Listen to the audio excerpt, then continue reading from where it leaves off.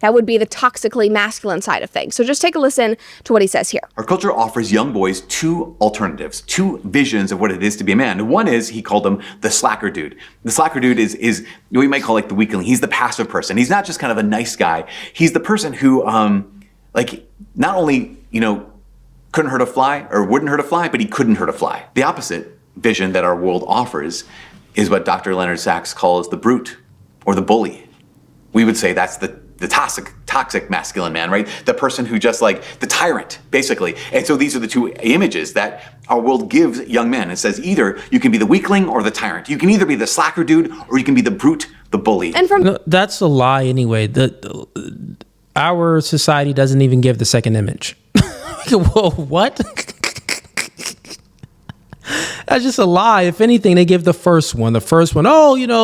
Be passive aggressive and all of this other stuff. So where's the middle ground? I still didn't hear the middle ground. Where's the balance? Let's see. there he says, you might think that Jesus would want you to be the meek and gentle man rather than being the tyrannical brute. But really, it's neither of these options, because what culture is presenting you with, neither of them Okay, so what's the option? are good. What God wants you to be, how you are designed to be, is a man who... Watch this. Listen, I know a hint of feminism is going to come into her message. She's about to say what God wants you to be.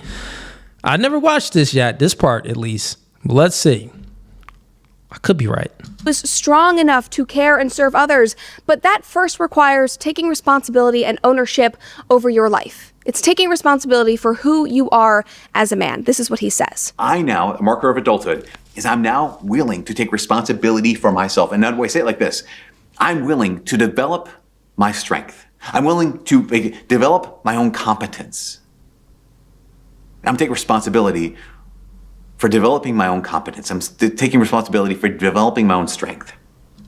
All right, bro, you already said it. We develop your own confidence, your own strength. This is what we say over here in the manosphere space. Give me something different. Becoming a man. But there's another level. There's another level of adulthood, another level that's just incredible.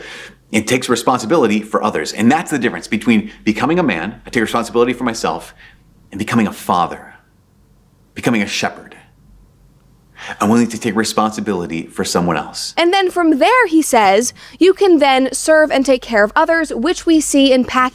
Okay, so this is dumb. I can't believe I wasted this time. I'm never reacting to something else from her again. It was just boring. It's not intellectual. It's not educational at all. So let's just decipher this, right? One, there's the side of males that's weak and docile and they're pretty much feminine. Then there's the extreme, they're brute, they're bullies. But then there's this middle ground, and you should take responsibility and be the best version of yourself and have some competence and be a father. It's what we tell you over here on this side of the internet. She's just stupid. Chick is dumb. Chick is retarded. It's basically the same thing that we say over here in a manosphere space. It was the same thing. The thing is, she's a woman, so she doesn't like how we say it, right? She doesn't like how we say it. So she listened to a pastor, right? That the only reason why she listened, put it like this: if Andrew Tate would have said the same thing that the pastor said, she would have got mad. She would have been like, I don't agree. Responsibility, what do you mean? Like, she probably would have found some way to disagree. But since a man, a priest in a uniform, said men need to step up, take some responsibility, and be more competent and be fathers and take care of people, it's okay. Andrew Tate says it, bad. The thing is, she doesn't like who's saying it, and she doesn't like how things are said. This is why women shouldn't even be speaking.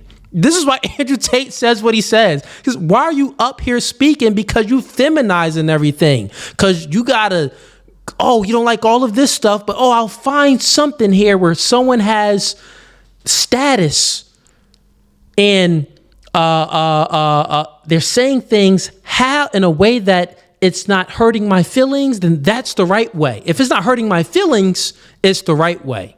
This is why women shouldn't be up speaking and giving advice and stuff, because they go off of feelings based. The only reason why the priest is fine, but Andrew Tate isn't, is because the priest has this prestige title that she adheres to, and the priest is saying it in a more subtle way, right? Just dumb.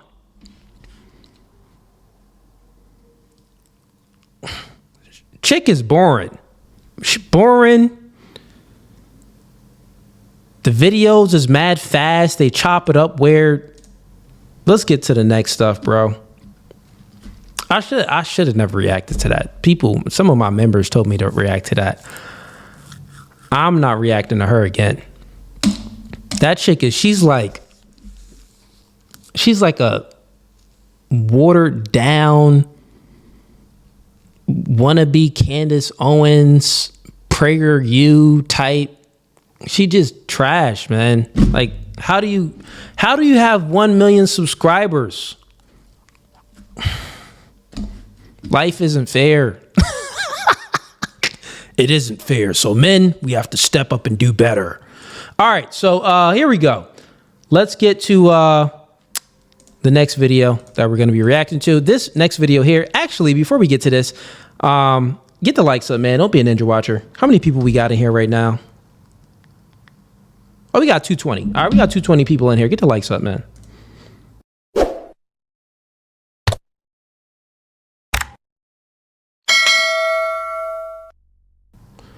$220. We should be at nothing under 200 likes.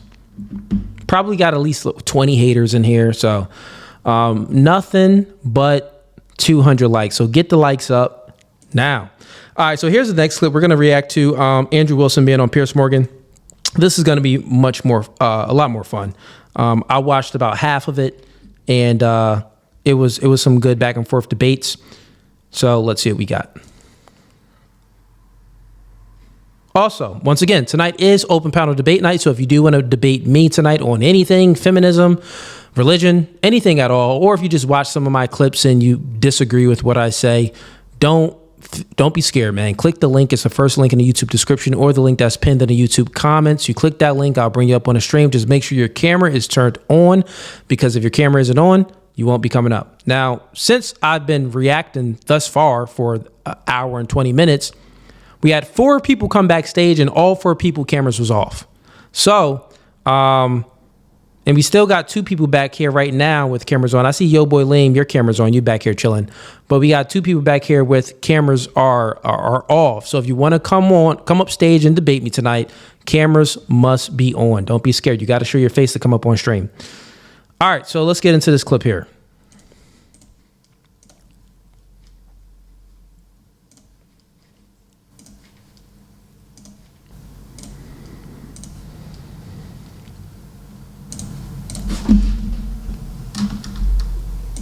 You really don't have a country anymore. We want religion brought back.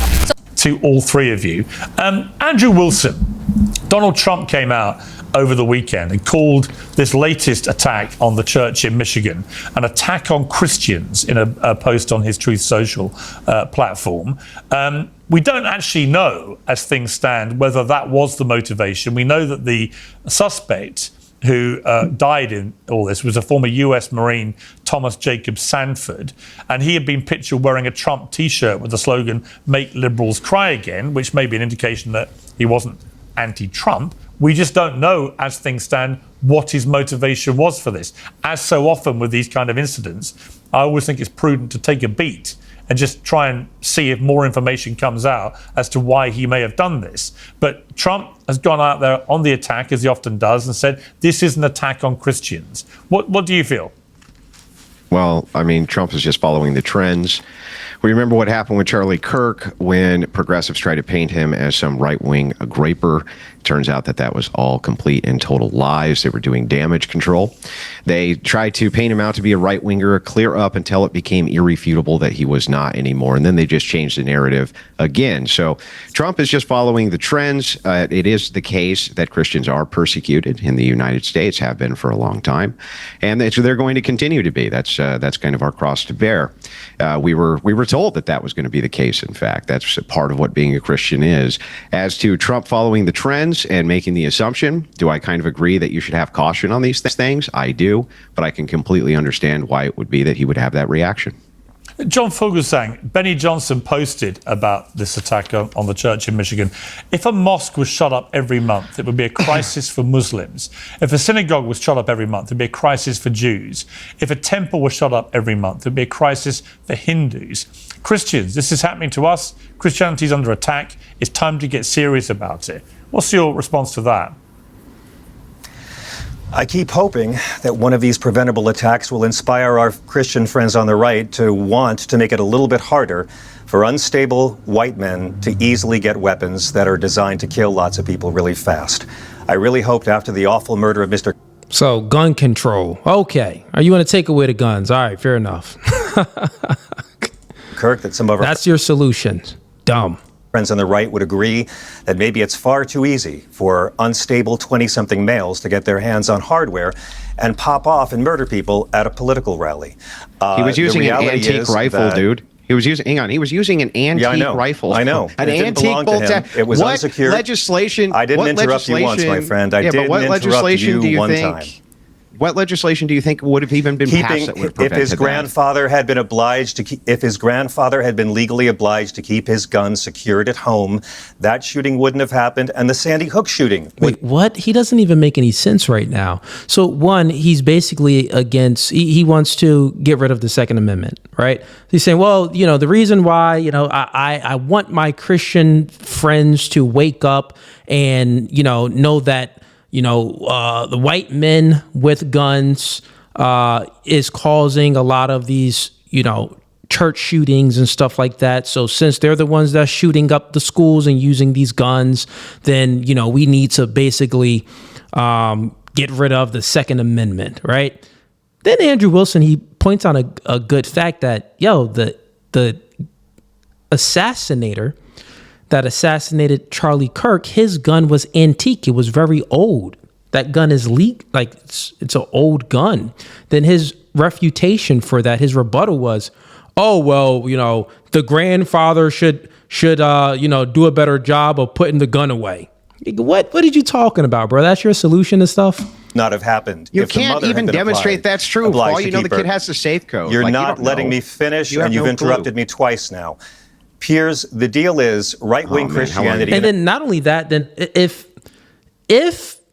the grandfather did put the gun away in the safe, and like Andrew Wilson said, the kid could have had the code to the safe.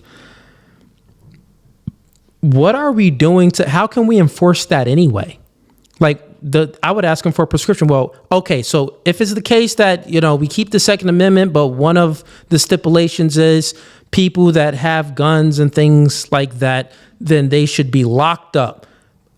How can we enforce that? Are we, you know, is our tax dollars going towards safes, or people that purchase guns, they have to have a safe on there with a camera that's registered to the local police, that the police is always reviewing it? Like, what's going on to enforce this, right? So it's going to prevent, mass shootings or church shootings or school shootings and things like that. Like, what type of measurements would you put in place? It just is nonsensical. It's not making any sense. America has been suckered, and I'm going to answer Piers's question, my friend. I didn't interrupt you. Right-wing Christianity in America has been suckered for a very long time into aligning with power and authority instead of challenging it as Christ did. Donald Trump didn't get the love of evangelicals by promising to do a damn thing Jesus commanded of us. Right-wing Christianity does not fight for the things Jesus commanded and taught us to do. Right-wing Christianity fights for conservative Christian power. So, one, he's just lying. What do you mean? Right-wing Christianity fought against LGBTQ, fought against the whole transgender movement, fought against all of these woke ideologies, fought against so many things that, you know, would be considered a sin in regards to Christian ethics. So, right-wing Christianity, I would say, is the only people that's been fighting against these radical ideas from the left. So what is he speaking about? Over every level of society, they do not fight to welcome the stranger, as Christ commands in Matthew 25 and as God commands throughout the Old Testament. They do not fight for individuals and nations to care for the sick and the poor, as commanded by Christ in the judgment of nations.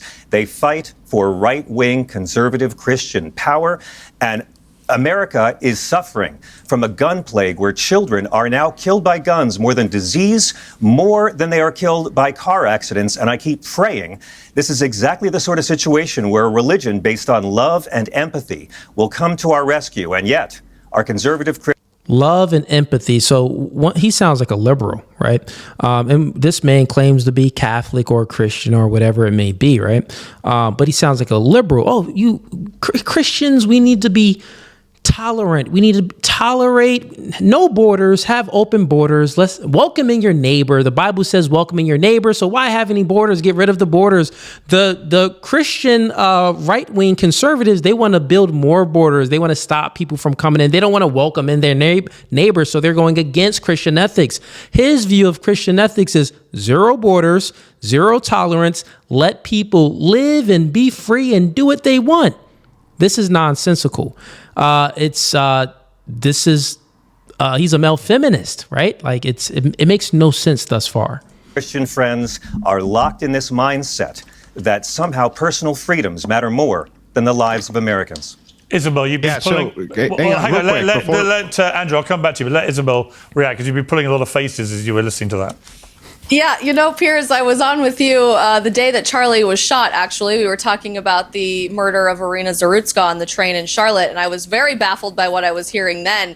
Nothing could have prepared me for the slew of attack against anyone who is a conservative Christian in America the last 30 seconds. There is not a single gun law on the books that would have prevented Charlie Kirk from being assassinated at a gun-free zone on the campus of Utah Valley University. When we saw the manifesto published to YouTube about the shooter at the Annunciation Catholic School in Minneapolis, you saw a very specific, detailed attack that was specifically against Christian children and their families, really warping in a very twisted demonic sense the mass with engravings and diary entries saying, "This is my body." I mean, we were watching a very coordinated attack going back to the Nashville shooting and to many other attacks on churches across the country over the past few years, of which there have been more than 500 attacks on Catholic churches in the United States in the last 5 years or so. This is clearly a specific attack against Christianity in America, but let's pretend that it's not just about America for a second, because the truth is it's not. Christianity, by the numbers, is by far and large the most persecuted religion on the face of the planet today.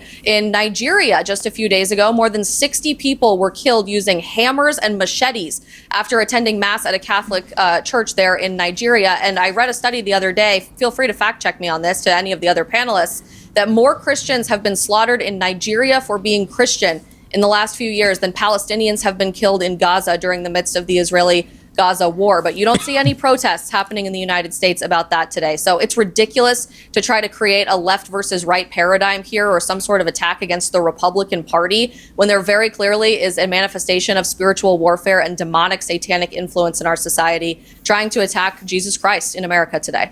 Andrew, I want to play a clip. I'm not a Democrat. I'm going to let Andrew respond here. Chris Hedge, a Pulitzer Prize-winning journalist, said on the Secular Talk podcast that Charlie Kirk's assassination was being used to create a new martyr for the movement of Christian nationalism, which he said is a backdoor to American fascism. Let's take a look. When fascism comes to America, it won't be with swastikas and jackboots, and it will be with the Christian cross and mass recitations of the Pledge of Allegiance. You really got a glimpse of that in the rally in Arizona or rally, whatever you want to call it, the memorial service for Kirk. Now, Andrew, two questions for you. One is, what is your understanding of what Christian nationalism is? And as a Christian nationalist, are you concerned that it gets hijacked by people who may genuinely be white supremacists, fascists, and so on? Well, not really. So the idea of Christian nationalism is just that Christians remain the culturally dominant force in the United States. That's it. That's the entire proposition. Everything else is an addition. So the gentleman over here, for instance, a quick question for you. Is Jesus Christ God? I believe so, but I don't believe in imposing my opinions on others. Okay, got you. So Jesus Christ is God. Wait, time out. So real quick.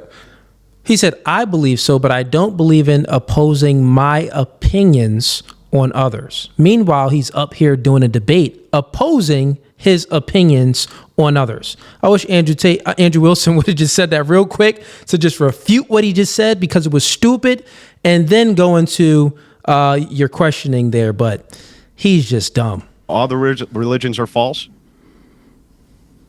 No, I don't believe that at all. I believe in my house there are many mansions. And I believe God has many ways of the truth. Yeah, I don't think I'm better than anyone, because Christ's movement is about humility. Christ's movement is not about public domination and power. I just want to make sure I got this right. Are all other religions false?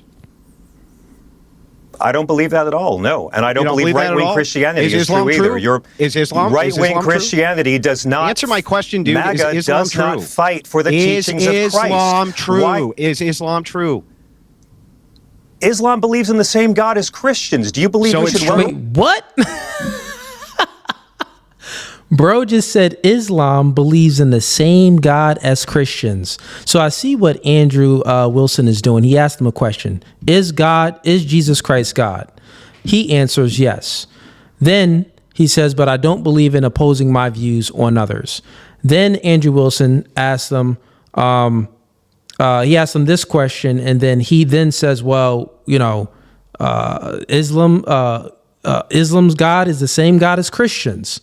Wait, you know that they don't believe that Jesus Christ is actually God. And Christians, we believe that Jesus Christ is actually God. It's the Son of God. So he's just either lying. He's not misinformed. He knows this. He's just a liar. The stranger is God and Christ commander. Jesus Christ is God? Wait, they believe Jesus Christ is God? It's not my religion. They believe Christ is a prophet. So then it's the Virgin false. Mary It's is gotta mentioned be more. Oh, so he does know. See, he said that they believe that Christ is a prophet. So therefore, let's keep listening. The Holy Quran, and she's mentioned in the Bible. I'm going to walk you through the logic here. If Jesus Christ is God, what are the Christ teachings that Trump fights for, my friend? Then it is the case. What are the gospel teachings your movement fights for? Your movement uses Christ as a prop. And the thing is, he's speaking right now because he knows he's about to get caught in a contradiction. This would happen even when I do my debates and I'm up here, I'm doing a line of argumentation, meaning that you ask a question, they answer, you ask a follow-up question, they answer, and then you see if there's a contradiction. When they answer that second question, like he answered the second question, he knows that he just contradicted his first answer. He knows that he just contradicted himself. So therefore, the only thing he can do is filibuster and try to obfuscate and move the goalposts and then ask Andrew Wilson some questions instead of sticking to the point. You legislate against his commands. Stop filibustering. Dude, you interrupted answer your question. So I was in the middle of it. I asked you a single question and was getting to the follow-up, and you go on these long diatribes. You asked two questions. Listen to what I'm saying. You asked two questions, my friend. Logically, if it's the case that Jesus Christ is God, and that is true, then Islam has to be false, and you have to proclaim that that is the case as a follower of Christ. Too bad the founding fathers didn't have that system in our country. Yeah, what's funny is he doesn't want to admit that it is false. And then he just moves the goalpost and say, well, the thing that's funny is our founding fathers didn't have that same opinion. That's a total lie. Our founding fathers in America did have that same opinion. What? Most of the states had churches, and their churches, there was no Islam churches. There was all Christian churches. So he's just speaking nonsense. Well, the thing that's so funny is that you say that you're a progressive Catholic. You're worried about Christians in power. You say that Christians are out here. Oh, Andrew, Christians are out here. They should be looking at these other immigrants as religious refugees. That's what you said, your own words. They're actually Christian refugees. At our border, they are Christian refugees that y'all have been socialized to call illegals. Then how come you lobbied for Kamala Harris, raised money for the Harris campaigns, a Democrat operative, when she said that she wanted staunch border policies? She literally went to Guatemala and said, you're not allowed to come. Do not come. I know she did. I'm not a Democrat, my friend. I'm not a Democrat. Her policies cause less harm than Trump's. You happen to be a Democrat operative. Her policies cause less harm than Trump's, my friend. And her policies were closer to the actual teachings of Christ than Trump. Let me ask you I wish you... this was perfect. Andrew Wilson is killing him right now, making him look stupid. And the reason why Andrew Wilson is doing this too, I would say that because he's on Piers Morgan and he knows he has a limited time to speak. But it would have been so good if he would have just stuck on the point, like, you just lied and you contradicted yourself. Islam has to be false. Please say it. If you believe that in your worldview that Jesus Christ is God, but in Islam's worldview, they believe that Jesus Christ isn't God. Therefore, your last statement that saying that we worship the same God is false. And one of the gods have to be true and one of the gods have to be false. So is the Christian God true and the Islam God false? Can you please answer that question? If he would have just hammered it down like that, because people like him, it's like, Andrew Wilson, you did an amazing job of killing him on this. Just hammer it down. Like, I want to watch him suffer. I want to watch him suffer with trying to answer that question. And then, because he lied.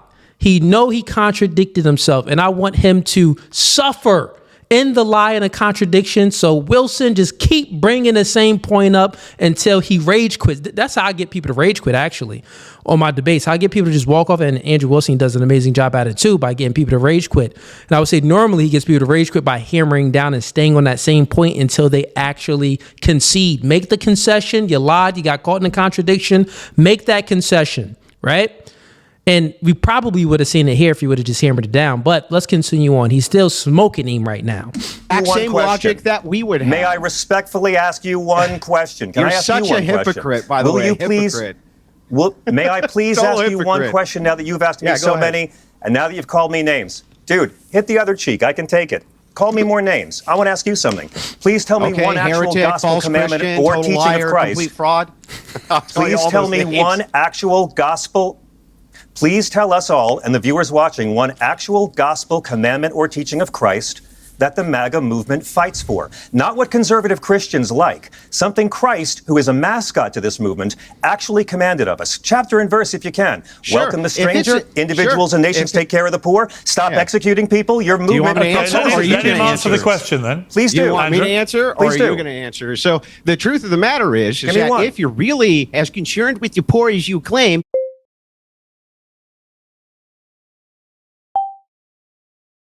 teaching of the poor to the United States. I'm giving it to you. Calm down. Christ commands us to welcome the stranger. So he's so stupid. Christ tells us to welcome the stranger. This is how you know when someone has low IQ. He reads the Bible. And the thing is, he's very particular because, Christ says a whole lot of things, right? But Christ says to welcome in the stranger. So does this mean that we should be tolerant of all strangers? No, because we can go to many verses that Christ would say the complete opposite. You know what I'm saying? So he's just totally wrong on his interpretation of the book. If I can answer your question, lunatic, I'm going to answer it precisely. Here's how it works. If it is the case that you make these bold claims like you do in your book, that Christians ought to be paying taxes for the poor so that we got to give it all to the poor. That's what your view is. That's not my suggestion, bro. That's Jesus' suggestion. Then it would be the case that you would not want these job-crushing waves of mass migration coming to the United States, which displace one teaching of Jesus, the poor. Andrew. Just one. They displace the poor. Give me one teaching of Christ. I just explained to you that if one it's the teaching case, of Christ you fight for. I just did. I just explained to you, if you really want to uplift the poor, you don't do it with crushing mass migration. What Jesus teaching did you explain? I just explained to you that by your view of what Christians ought to be doing, we are doing it. Do you not understand this? Christ says that individuals and nations will be judged. Christ says in Matthew 25 that individuals and nations will be judged, heaven or hell, by how they care for the sick, care for the poor, welcome the stranger. So here's the thing. He's talking about care for the poor. Andrew Wilson gave a perfect example that says that, well, if we just let this, have no borders and let all of these immigrants come in, it's going to actually take away jobs from other people, which is going to then damage the poor. You get what I'm saying? Which is going to actually create more poor people. So it's like, well, and that's what the conservatives and the MAGA movement is against. So obviously they're for the poor people because they don't want to let in all of these immigrants that would actually make more people poor. He didn't understand that argument at all. He's like, what Christ, what verse did Christ say that? He's looking for like an actual verse. He's almost like when I debate the Hebrew Israelites, like they got low IQ. They can only like think in verses, but then how they interpretate the verses is just all off anyway. And he's probably worse. He could be worse. And care for those in prison. MAGA legislates and votes against these commandments of Jesus. And what was the Kamala Harris? What was the Kamala Harris Christian doctrine that you were for? Kamala Harris is closer by light years to the teachings of Christ than the Republican Party, but I don't consider the Democrats to be. I'm not a Democrat. Good question. What are you on the treatment of immigrants, on anti-racism, on women's equality, on helping the poor, on making health care more accessible, on having less gun violence? I could do it all day, my friend. All right, Isabel. So, was that the epistle that made it up? Isabel Jesus said, "Thou shalt not have guns." Gentlemen, let the lady on the panel talk, please. Isabel.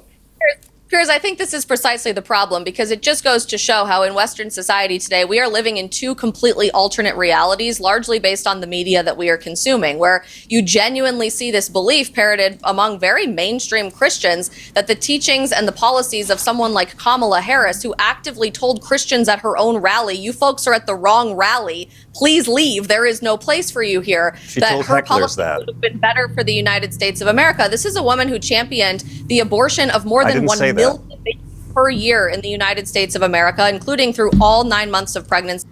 Hey, shouts out to you, Alex. Shouts out to you. You became a member, gang level. No Fugazee.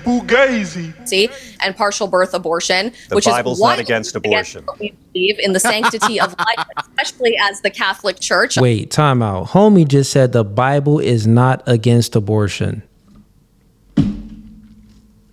I told you he worse than them Hebrew Israelites. I told you. He actually worse, bro. That's crazy. Let's continue on. I should know myself, and maybe it's time to crack open a catechism to remind ourselves of that. Abortions are legal and free in Israel right now. Judaism doesn't ban them. Promoting actual immigration policy. Wait, what does Israel what do they have to do with American policies? Like, why are you bringing up Israel? What is he? What? Yo, this guy is.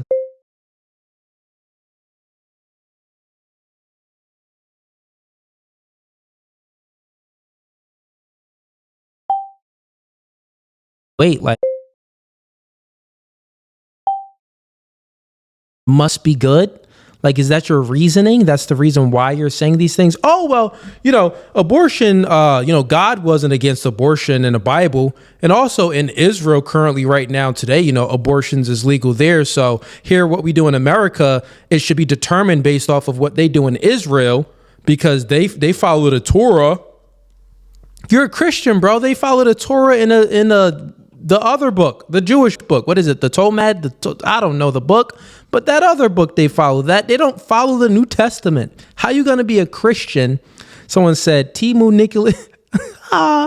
This is funny. They killing this dude in the chat. Someone said, Timu Nicholas Cage.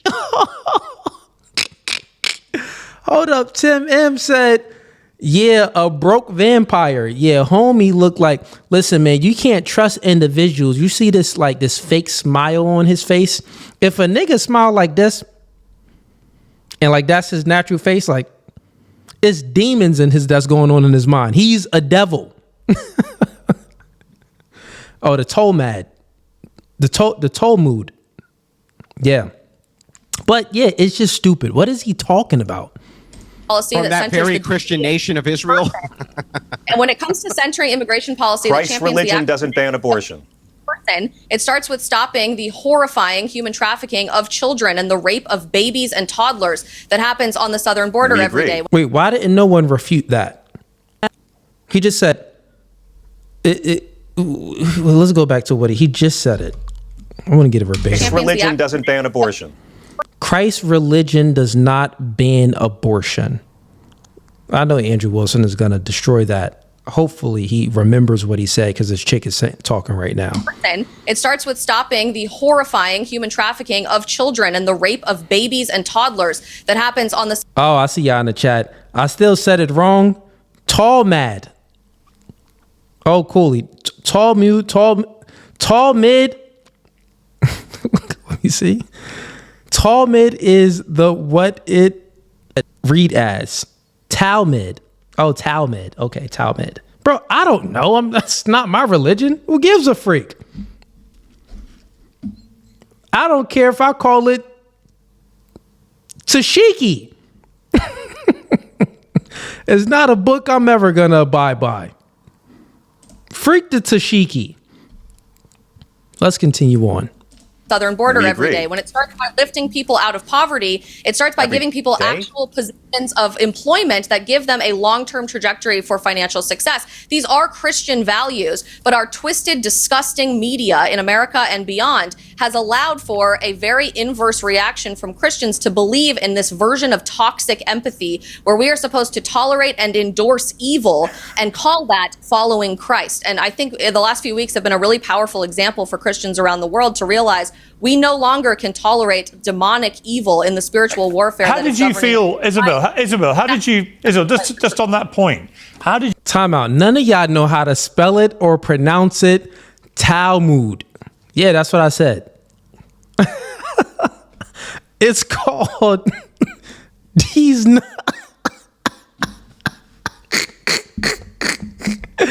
Hey, yo, chat. Y'all crazy, man. Let's continue on.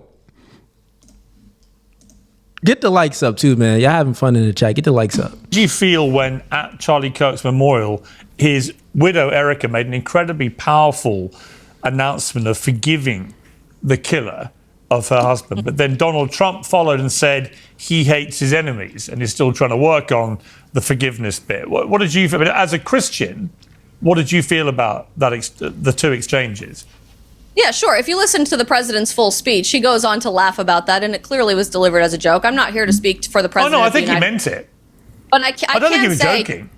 Just based on every single speech that was given at that event other than the president's, and if you took the time to watch all 6 hours of it, you can see this was not a rah, right-wing political rally. Every single speaker, including President Trump, took their time on stage to spread the gospel, to share love of God, to say we can no longer be afraid of proclaiming our faith in the world based on potential political backlash. And I saw one particular take that really bothered me from Destiny, who I know has been a common guest here on the Piers Morgan show, of people saying, you know, this was indicative of a Nazi rally. This was completely indistinguishable from a Nazi rally led by Adolf Hitler. I don't know the last time a Nazi rally encouraged you to forgive your enemies and the people who violently assassinate your husband. Well, also only one speaker did. Well, hang on, just to be clear. Also, there were a lot of Jewish people at this so-called Nazi rally, which were a bit like the Madison Square Garden rally before the election, when they tried to call that the new version of the 1938 rally at MSG. It was completely absurd. There was actually a Holocaust survivor sitting in the front row.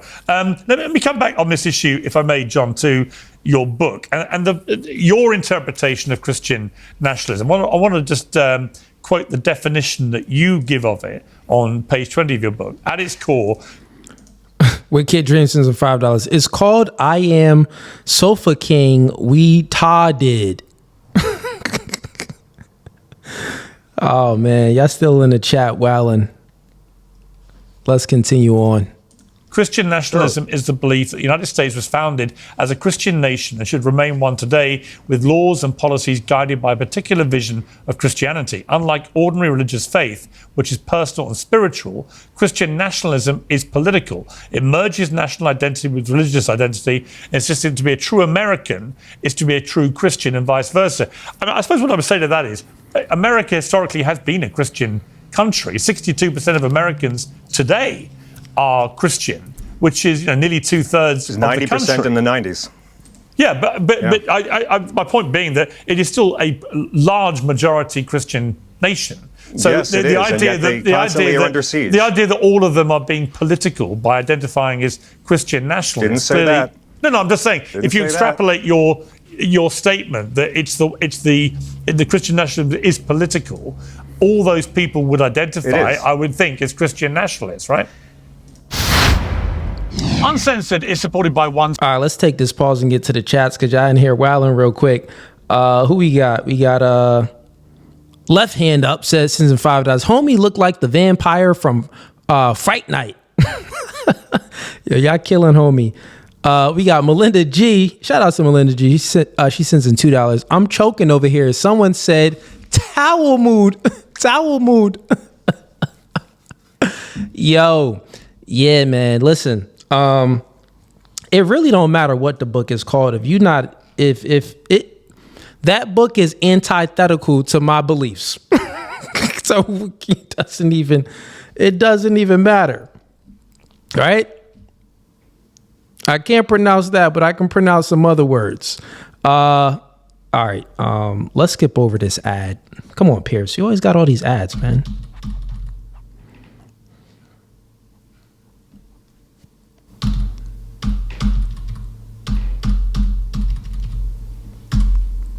%30 of the country identifies with the main traits of Christian nationalism, and yet they make up 2/3 of the Supreme Court. But it is a very powerful movement that seeks to insert a very narrow, again, Christ-free version of Christianity onto every level of our government. The Founding Fathers were very thorough about this.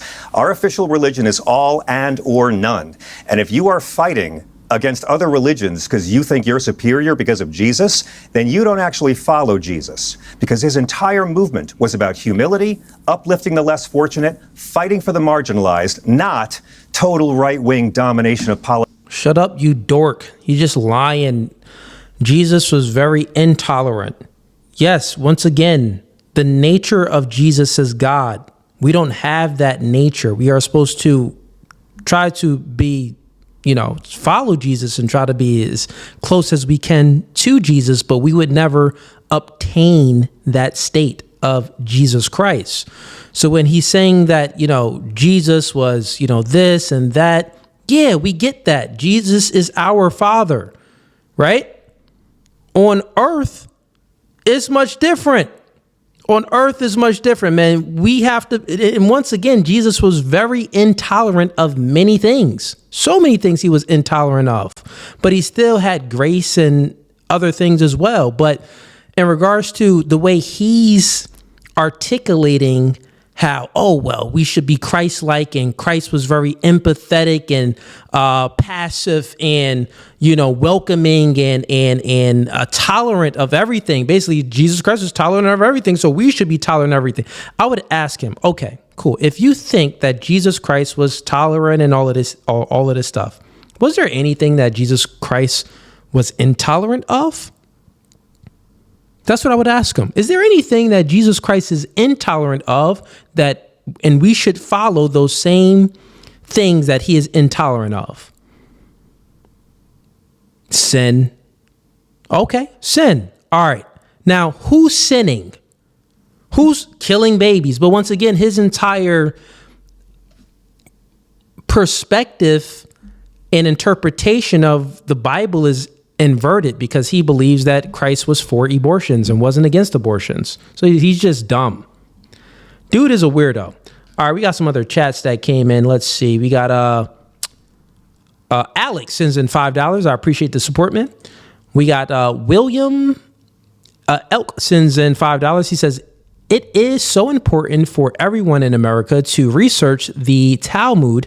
If they knew what them boys view us, it would change everything they believe. Yeah, I mean, I know what they believe in, man. It ain't that hard. It's very simple in regards to their religion is antithetical of the Christian faith and Christian ethics. They don't believe that, you got to think about it. They don't believe that Jesus Christ is God. They would be the ones that actually killed Jesus Christ. You know what I'm saying? Even when it comes to Islam, they don't believe that Jesus Christ is God. So all of these other religions is, they're opposite of our religion. Y'all got jokes in the chat. I see y'all. We got shout outs to Zandal. Sends in, Zandal became a member at the gang level. Shout outs to you. No Fugazee. Zandal in here supporting, man. We got Melinda G. She's a female. We got Zandal. She's a female. Y'all can't say that I'm a misogynist, man. Misogyny where? Misogyny who? No Fugazi podcast has women that is on the members, man. That is in the membership tier. So shout outs to y'all. All right, let's continue on with this. Politics or the school board. Again, I don't see any... Real quick pause for the call. So, it's open panel debate night. We got no one coming up, man. Come on, man. Come on up. I need to see some people backstage. We had about 3 or 4 people backstage that cameras wasn't off. They all left. We need some more people backstage. So once again, quick public service announcement. Tonight is open panel debate night, but currently so far, we've been 2 hours rocking, reacting to content. We got nobody to really come up and join the stream. Just some people that was scared. They joined, but they didn't turn their cameras on, so I didn't let them in. Seems like it's a slow and dry night tonight. So after this clip, we're most likely going to wrap things up. So let's continue on with this. Teachings of Christ that the right wing fights for. The only thing Donald Trump and Jesus have in common is they both spent a lot of time around hookers and they both use ghostwriters. All right, Andrew, Andrew, let me just ask you a question, which is this. Happy to talk about scripture, by the way. Happy to talk about what Christ actually says versus Republican policies. Me too. Okay, Andrew, my question. Pierce, let Andrew respond to the vampire. Why didn't you let Andrew respond to the vampire? The vampire said a lot of evil things just then. Let Andrew respond to that. This guy asking Andrew a different question. You would be this. Under bad host. Christian nationalism, what happens to Jews, Muslims, Hindus, atheists? I mean, what happens to those people if the identity of the United States is to be a Christian nationalist country? Then where does that leave people who don't identify as Christian nationalists? Yeah, same thing that happens when you have state religions in nations right now. Nothing. So there's Western nations, people forget about this, that have churches. They actually have the church of whatever the nation is. And guess what? You're still free to pray how you want. Yeah, they're acting like, oh, well, if the Christians get their way, then there can't be any other religions. And basically, if you do have another religion, then we're going to sacrifice you and off with your heads. No, that's stupid, man. That is not the Christian way. You can go ahead and have another religion in a state or a country. But as far as Christian nationalism and the way Andrew Wilson is saying things and promoting it, he's saying that, well, Christians should have the same opportunity as these other secularists or these other religions have opportunities of power without being shamed.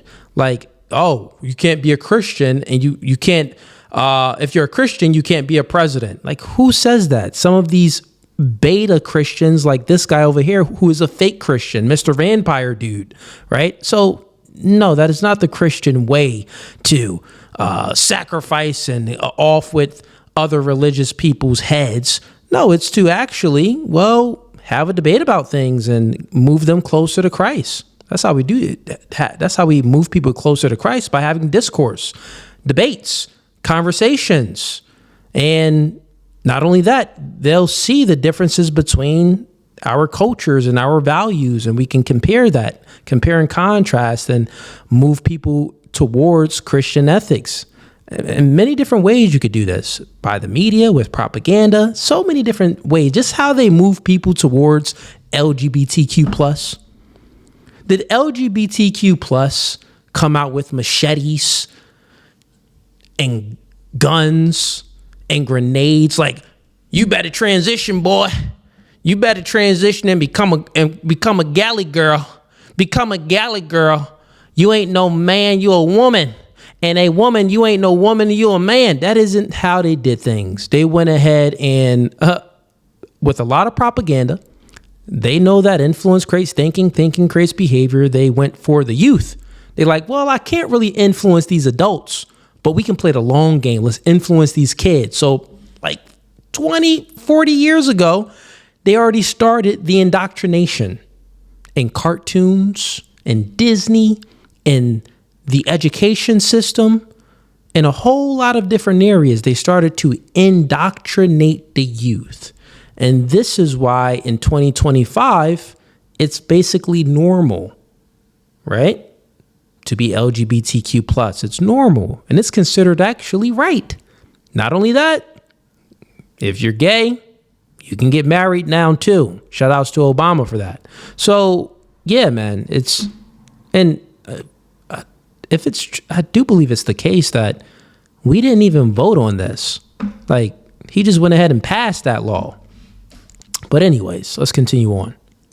Guess what? Here in the United States, when it was 95% Christian, identified 95% as Christian, you can still be a Jew. You can still and yet be a they're Muslim. under siege, right? They're persecuted, right? That would be a bonus in our favor that we're not doing the persecuting, doofus. So the thing is, it's so funny here. It's like even when we have full spectrum, even when we have full spectrum dominance, Jesus called people vipers like you. Even when we have full spectrum dominance in culture, he was calling out the conservative religious bosses when he did that, my friend. We are far better and leadership capacities than secular atheists are. Guys like this, their entire you should be in power, right? The entire power for the Christian, yes, power above others. The entire crux of what you want is just gay sex, right? Isn't that really what your criticism is? No, sir. You're lying about me because the argument makes you uncomfortable. What are you upset? No, sir. What are you upset about cultural Christians for? What are you actually upset about here? If Christians are in power, to follow the what do you think's going to happen to you? What do you think's going to happen to you if Christians are in power? What? I think that the founding fathers were very specific more than once and said in the Treaty of Tripoli, ratified by Washington, signed by Adams, the government of the United States is in no way founded on the Christian religion. Answer the question, Vampire. I don't consider your movement to be of Christ, my friend. I don't consider your movement to be of Christ. Okay, if everyone talks at the same time, I can promise you. Hang on. Trump's trying to ban an entire religion from entering the country, my friend. If everyone talks at the same time, I can guarantee you one thing: nobody can understand. Terrorists from entering the country. No one will understand what. Yeah, he's dumb. All right, we're gonna continue with this video. We got some people backstage now. Let's bring some people up. Let's see what we got here. Welcome to No Fugazee Podcast. State your name. Where you from? Rob. What's going on, Rob? You here to debate? Yeah, just one topic. I've been watching your stuff for a long time, and it's pretty good. I agree with a lot of what you say. I just want to ask you a question. You probably want to debate against it. As far as reparations, I'm not 100% for it, but why would you think it's okay for the Holocaust to get reparations and the Japanese to get reparations and black people shouldn't get reparations? Okay. I never said that black people shouldn't get reparations. Oh, okay. So let me rephrase it. Would you think that it was okay? Yeah. So once again, I'll answer your question. Okay. If it's the case that other countries got reparations with, things that happened to them, like, Jews in the Holocaust, Asians, or whatever it may be, that's fine. Good for them. And I am not against reparations as far as like, if we're just giving people money due to past, events. Okay, go ahead and give the bread if we're going to give it. The difference between all of these is when it comes to reparations as far as slavery, well, we have to account for whose ancestors were slaves. So my argument is, how are we going to give reparations? Where is the money going to come from? And,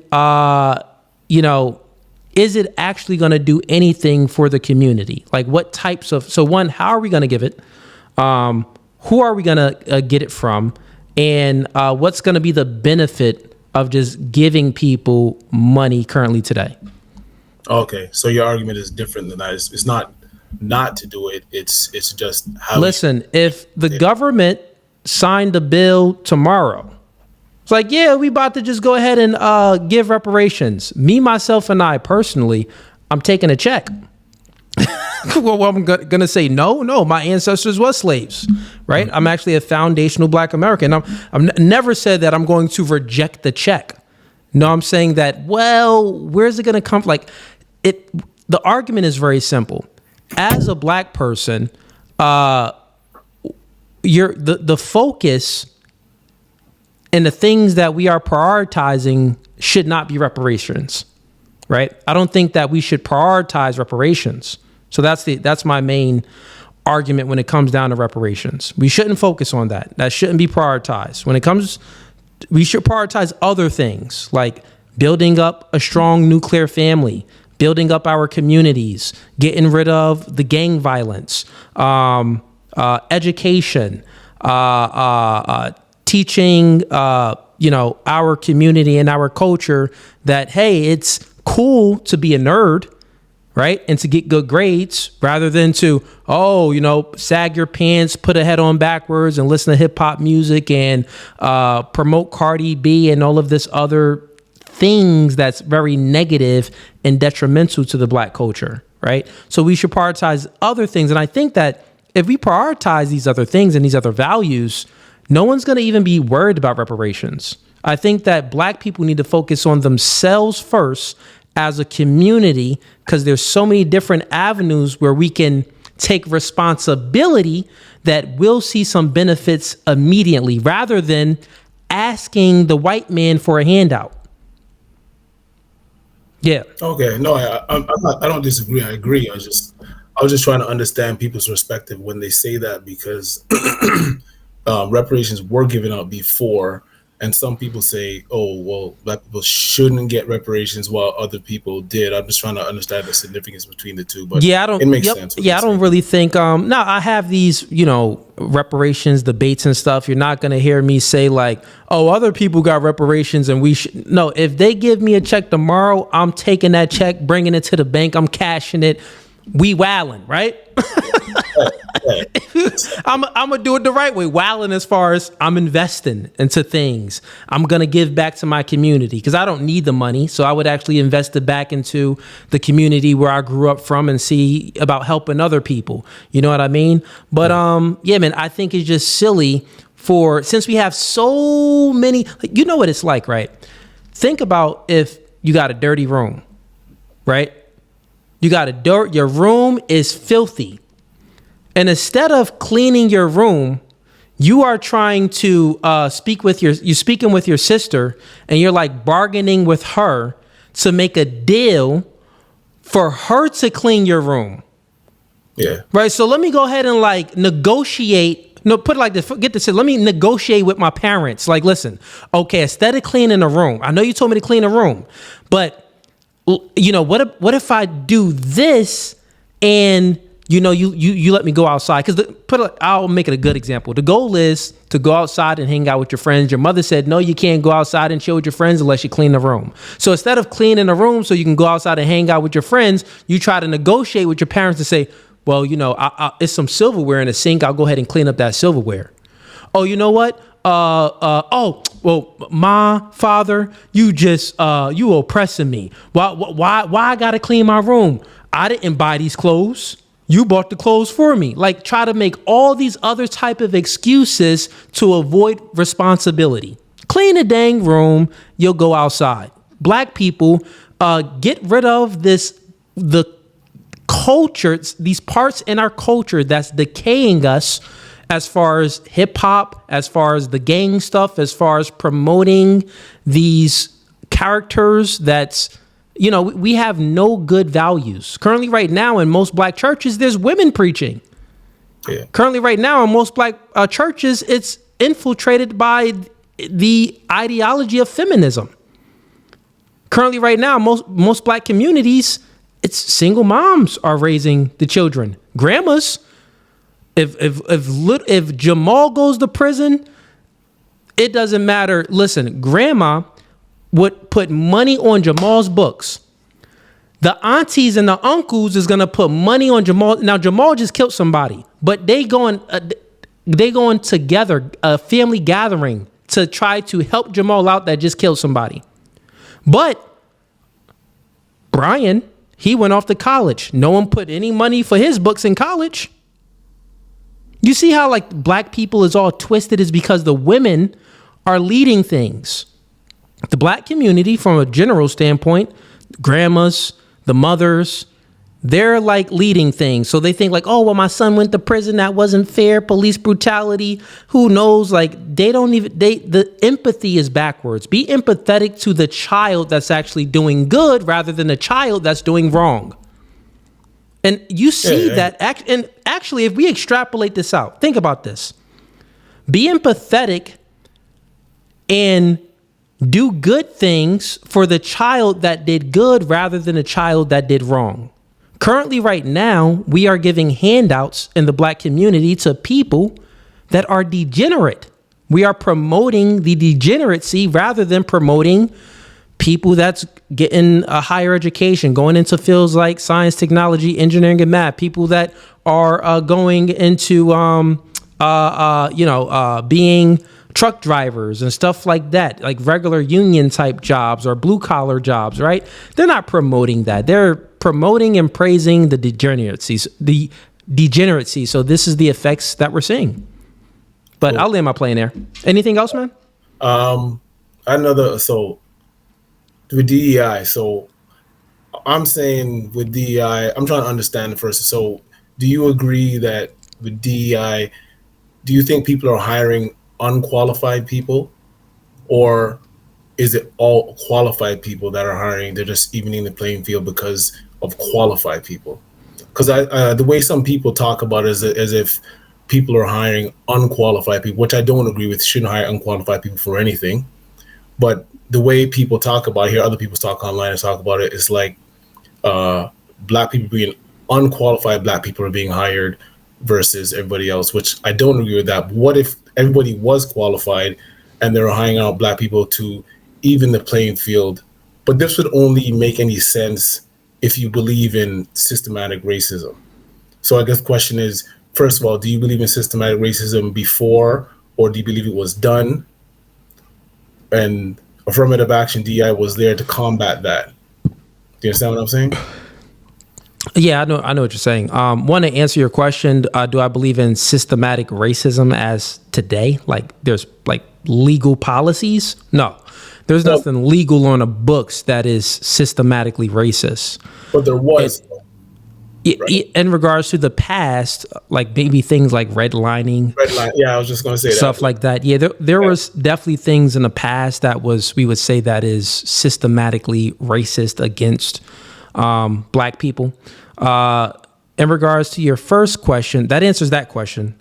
But then what was that other question though? Well, first of all, I would only agree with DEI if you're hiring qualified people, right? So if you're dealing with only qualified people, isn't DEI and affirmative action fair to even out the playing field against the systematic racism that were happening?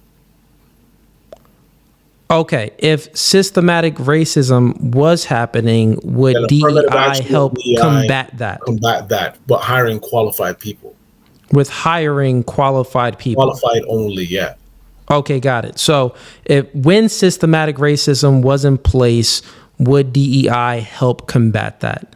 I would say that, well, I wouldn't even go towards DEI.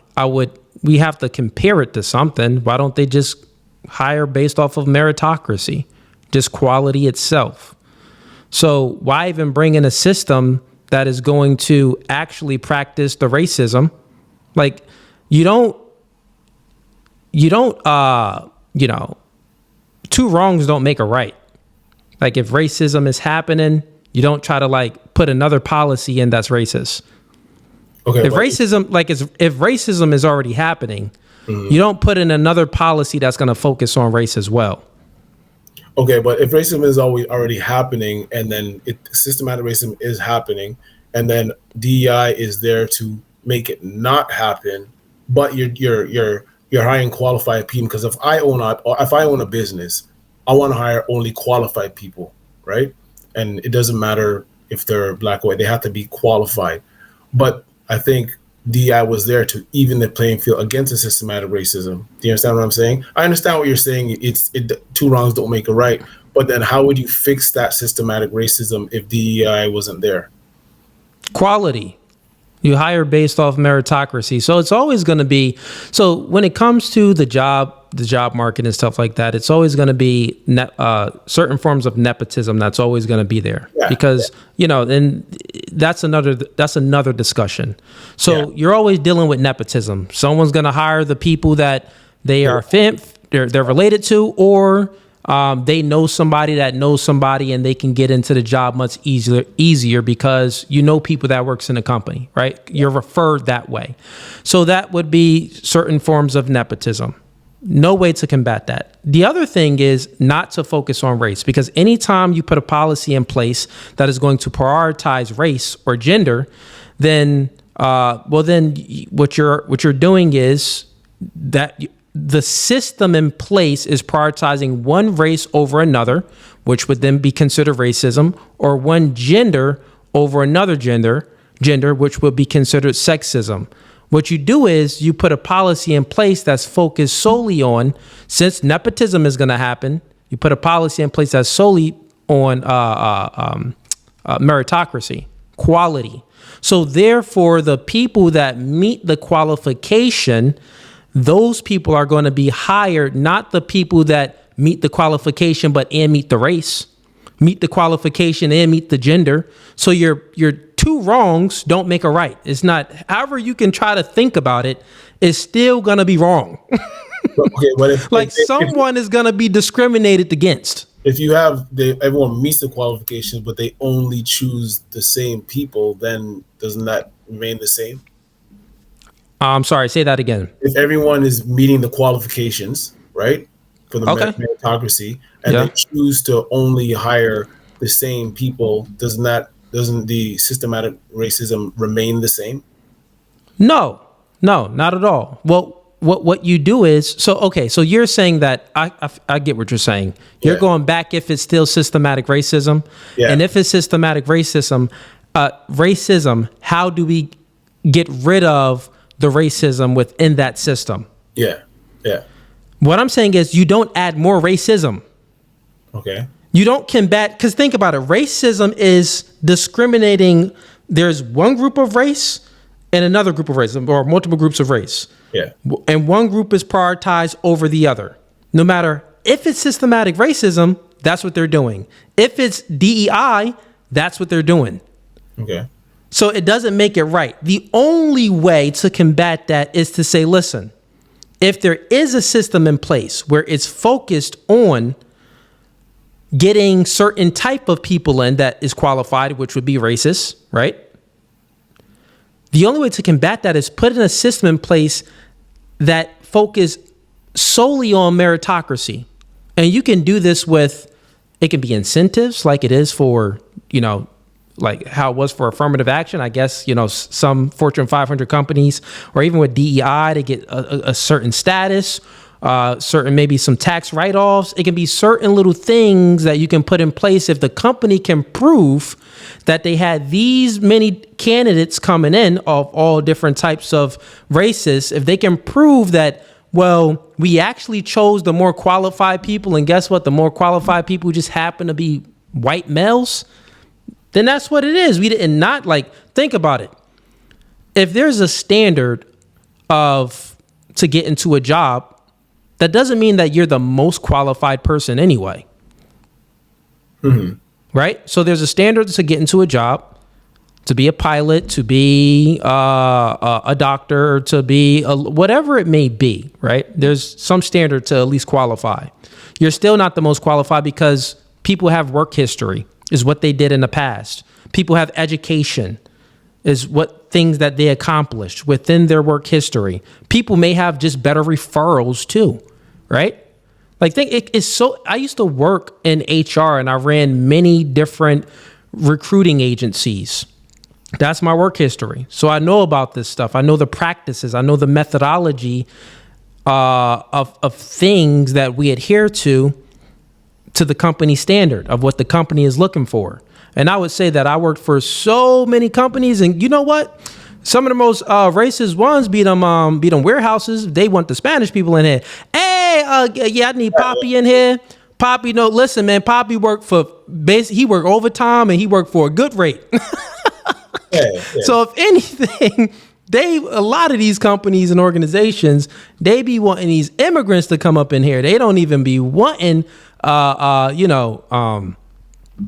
regular people, like Americans and citizens, to have certain jobs. And these are like the lower wage jobs anyway.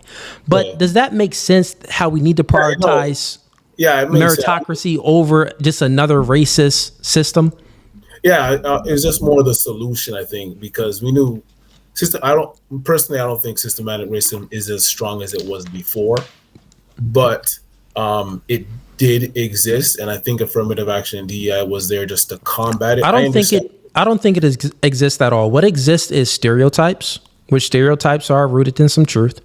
What exists right now is a pattern recognition. People have pattern recognition. So pattern recognition and stereotypes, that's something that's normal. So if you got two applications, both name is David. One comes into the interview, he's black, and he's not dressed the par.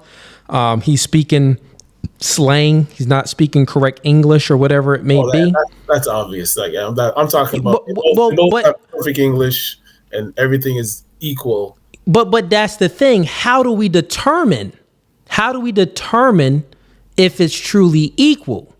Right? The only practice, the only methodology that we can put in place to determine, because the thing is, human beings aren't equal anyway. You're never going to get the same equal qualified candidates. Someone is going to have a little bit something over the other person that maybe fits the position better at the company.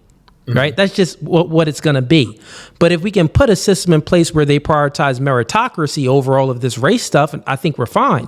And the system will look like something that I said, that's something where if these companies can show proof of their hiring practices and how they source resumes and conducted interviews, and it shows the ethnicity, the gender, and the qualifications on a resume, thus anytime you go into an interview, there's questions that the interviewer is writing down. So we can have proof here that no, we just happen to hire more qualified candidates. They just happen to be white men. And guess what? It could be these qualified candidates just happen to be all Asians or all black people. You know what I'm saying? And that's something easy that we can do. That proof is a way to combat it, then to control it's the proof. Yeah, because if you think about it, either way, with DEI, they're not asking for no proof. It's basically saying like, yeah, hire these niggas. We need more niggas. We need more this and that. Affirmative action. We need more genders, different races. For me, it's about qualifications. It has to be, because if I own a business, and you got to be qualified. So think about this, right? DEI affirmative action. The proof is the gender. The proof is the race. The proof is that if you're hiring these other people, that's proof that you're doing it.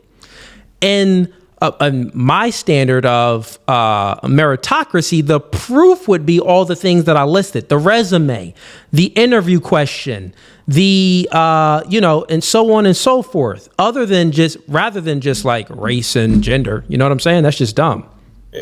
Yeah. So there's definitely other ways it can be figured out, but they don't want to figure it out. That's what I truly believe. And if we're being honest, bro, listen, bro, nepotism kind of rules it all.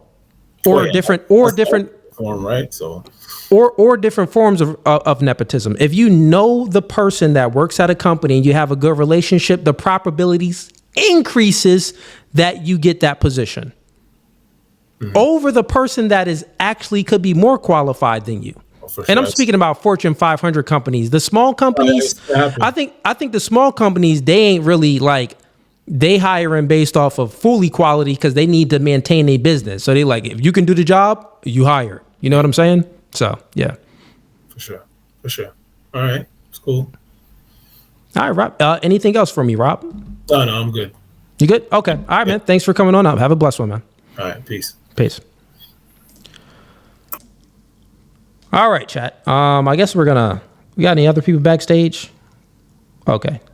Nobody right now. I think I seen some chats that came in. Let's get to the chats real quick. We got Yo Boy Lane backstage and also Even backstage too. I see you backstage, both of y'all. Hit me in a private chat if anything y'all wanted to speak about. But one second here.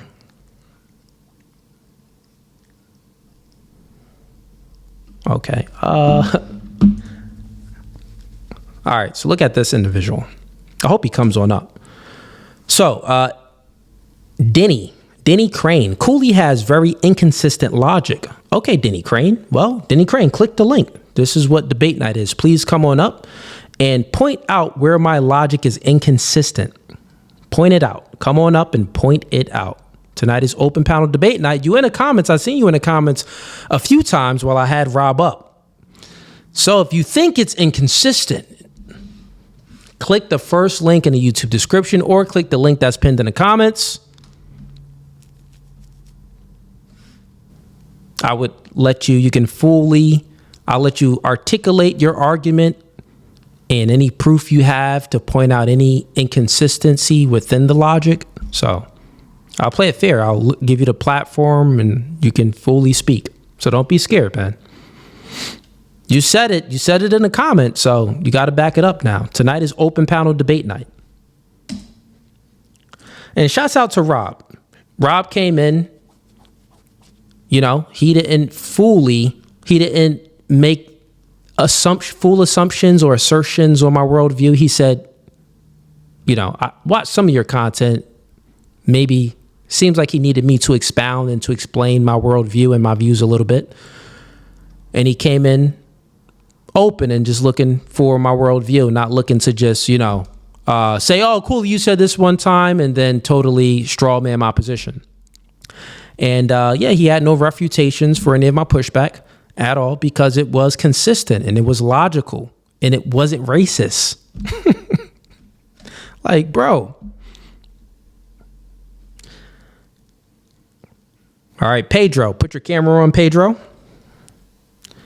Put the cam on, Pedro.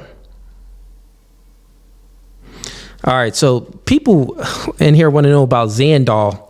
So, yeah, Xandal, she was on Instagram, I seen, and it is a woman. Actually, I could probably show y'all. Hold up, let me see. Yeah, Xandal is a chick, I believe. Hold up.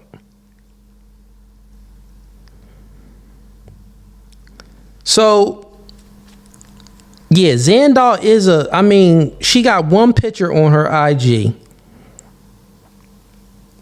Let me look at her story. I know y'all wondering. I see Wit Kid Dreams and a lot of people in the Yo Boy Lean. Y'all want to have a crack session? I mean, so far what we can, you know, she got no pictures up on IG. It's just one picture, which is the profile picture. She's a black woman. She's a member though, man. So I think it is a woman. She also DM'd me. She let me know that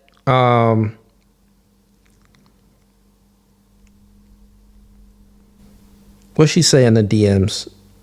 I'm not exposing any DMs in the membership, but she basically just said that she'll tune into the debate night and the girl show as well,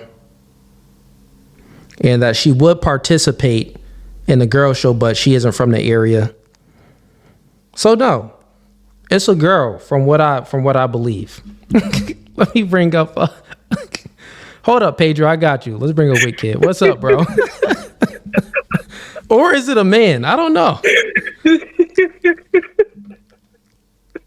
Okay, so hear me out. Go ahead.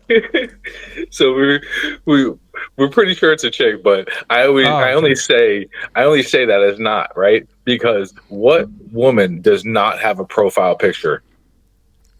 No, she got a profile picture. No, on YouTube. On YouTube. Oh, yeah, right here. Yeah, true. I've never seen a woman without a profile picture. And she said she got a better beard than Tiger got a mustache. So, I mean, we're just trying to have to. Yeah, so I'm not. Yeah, I'm not finna bring up her Instagram. No, don't expose her picture. Yeah, no, I'm not doing that. Her picture, no, don't. I mean, I ain't trying to do all that because it's Xandal, more fun unless this you way. want the clout, Xandal. Unless you want the clout, But nah, I do believe it is a chick. Yeah. Yeah, we're still debating that, so. She could come up on stream and prove it. Go ahead, Xandal. Click the link. Listen, we've been trying for like 2 months now. Oh, in the chat. Yeah. We're trying to get her up. You know, she makes good points, or he makes good points, or I don't even know what to say anymore. You know, him, What? Sometimes you really don't know. Like, we don't know. We can just take her word for it. She says we only can take the word because one, I'd never heard the voice and I never seen the proof. Like when it came to Melinda G been supporting for mad long. But Melinda D has a profile picture. She do got the but even with who's the one dude in Scam Chan's profile is of a white man, but Scam Chan is black as night. So but it's like a picture. Yeah, but you don't know that. Like no one knew that he was a black man. And even how Scam Chan speak. But it's a dude though. Like dudes do that. Women will always take any opportunity to show themselves. Unless they fat, bro. What do you mean? They're the ones who show themselves even more. Would you forget what year we're in? This is year of the fat people. Yeah. No. I know what you're saying, but it'd be or unless they like either, or she could be super old school. I don't know. It's only speculation right now, man. But it's all speculation. Xandar, come on stream. If you're watching, just click the link and come on stream and prove us wrong. Listen, easy W for you. Yeah, easy W. All right, Wicked. How'd you like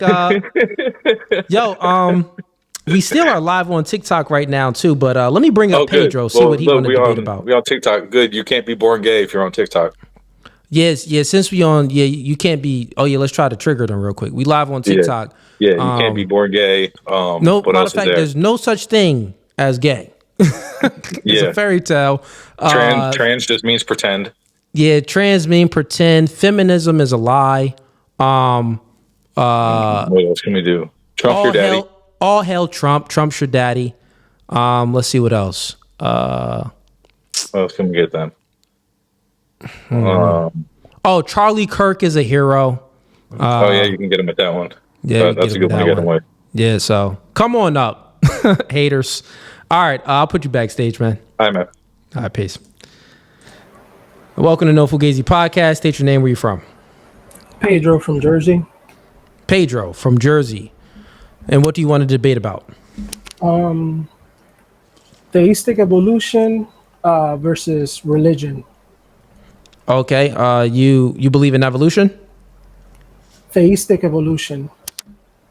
Theistic evolution. Theistic evolution. Yes. Okay. All right. We could go ahead and debate this. I'll hear your perspective. But before I do, I got to take a quick bathroom break. I've been streaming for almost 3 hours. So give me a minute here. I'll be right back.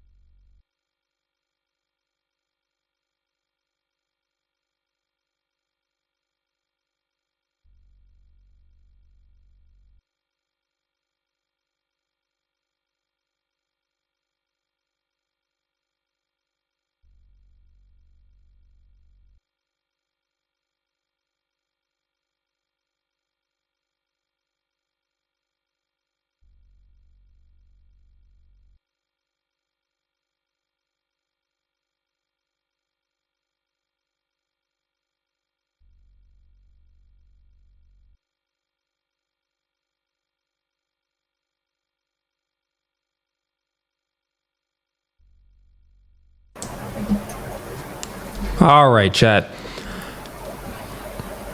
All right, welcome back. Had to take a quick bathroom break.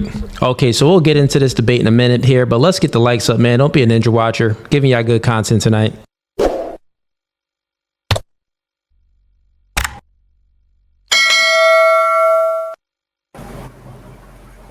All right, cool. And so the floor is yours. You said theistic evolution versus religion.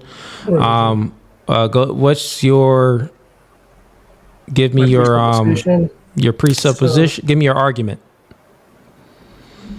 So, theistic evolution is essentially religion, but with less of the hyperbole of divinity and more focusing on like the message and try to think pragmatically about what happened instead of fixing on he walked on water or, you know, other instances, not just by Jesus, but Old and New Testament.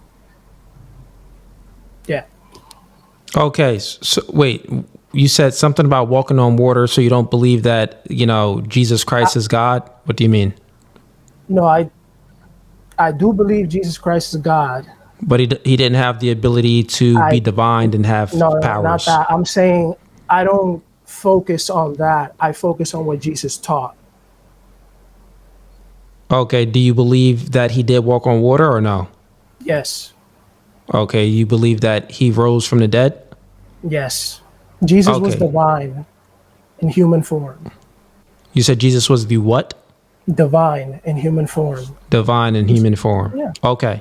So then in regards to theistic evolution, you're saying that what's the distinction from, I mean, I know a little bit about theistic evolution. It's basically saying the creation story, how God created things. He used things. It was with the process of evolution. Exactly. Okay. So you think that man came from monkeys? Well, not that man came from monkeys, but we had a. That's what evolution says. Well, that's a simplification. Because it's a simplification that's rooted into their belief. Well, I mean, you're talking about atheists. Because if you really want to go that way, we started as a single cell organism. We were a butthole before we were anything. So it's more like the stages of evolution. God put the universe here because, speaking about it scientifically, it's a piece of machinery. So whether it's the whole machine or a part of a machine, we're just cogs in it. And we happen to be cogs that upgrade. You know what I'm saying? And we have a part to play, which is the whole God's plan is basically either you align with what the creator has intended for this universe, or you have the choice of not doing that, in which case your life will be just miserable. So there's no heaven or hell? Oh no, there's definitely a heaven or hell. If you don't pay so here, I'm just looking for certain distinctions of theistic evolution and Christianity. It's more so the reason why I brought up the miracle is because that's why Jesus is preached, and I'm saying Jesus should be preached for what he taught beyond kindness and forgiveness, but the wisdom behind, he who is without sin cast the first stone. That's self-reflection. Okay, so theistic evolution, do you adhere to Christian ethics? I do. Okay, so you adhere to Christian ethics. So then the only difference is my belief. I think that God created everything in the amount of days as he said.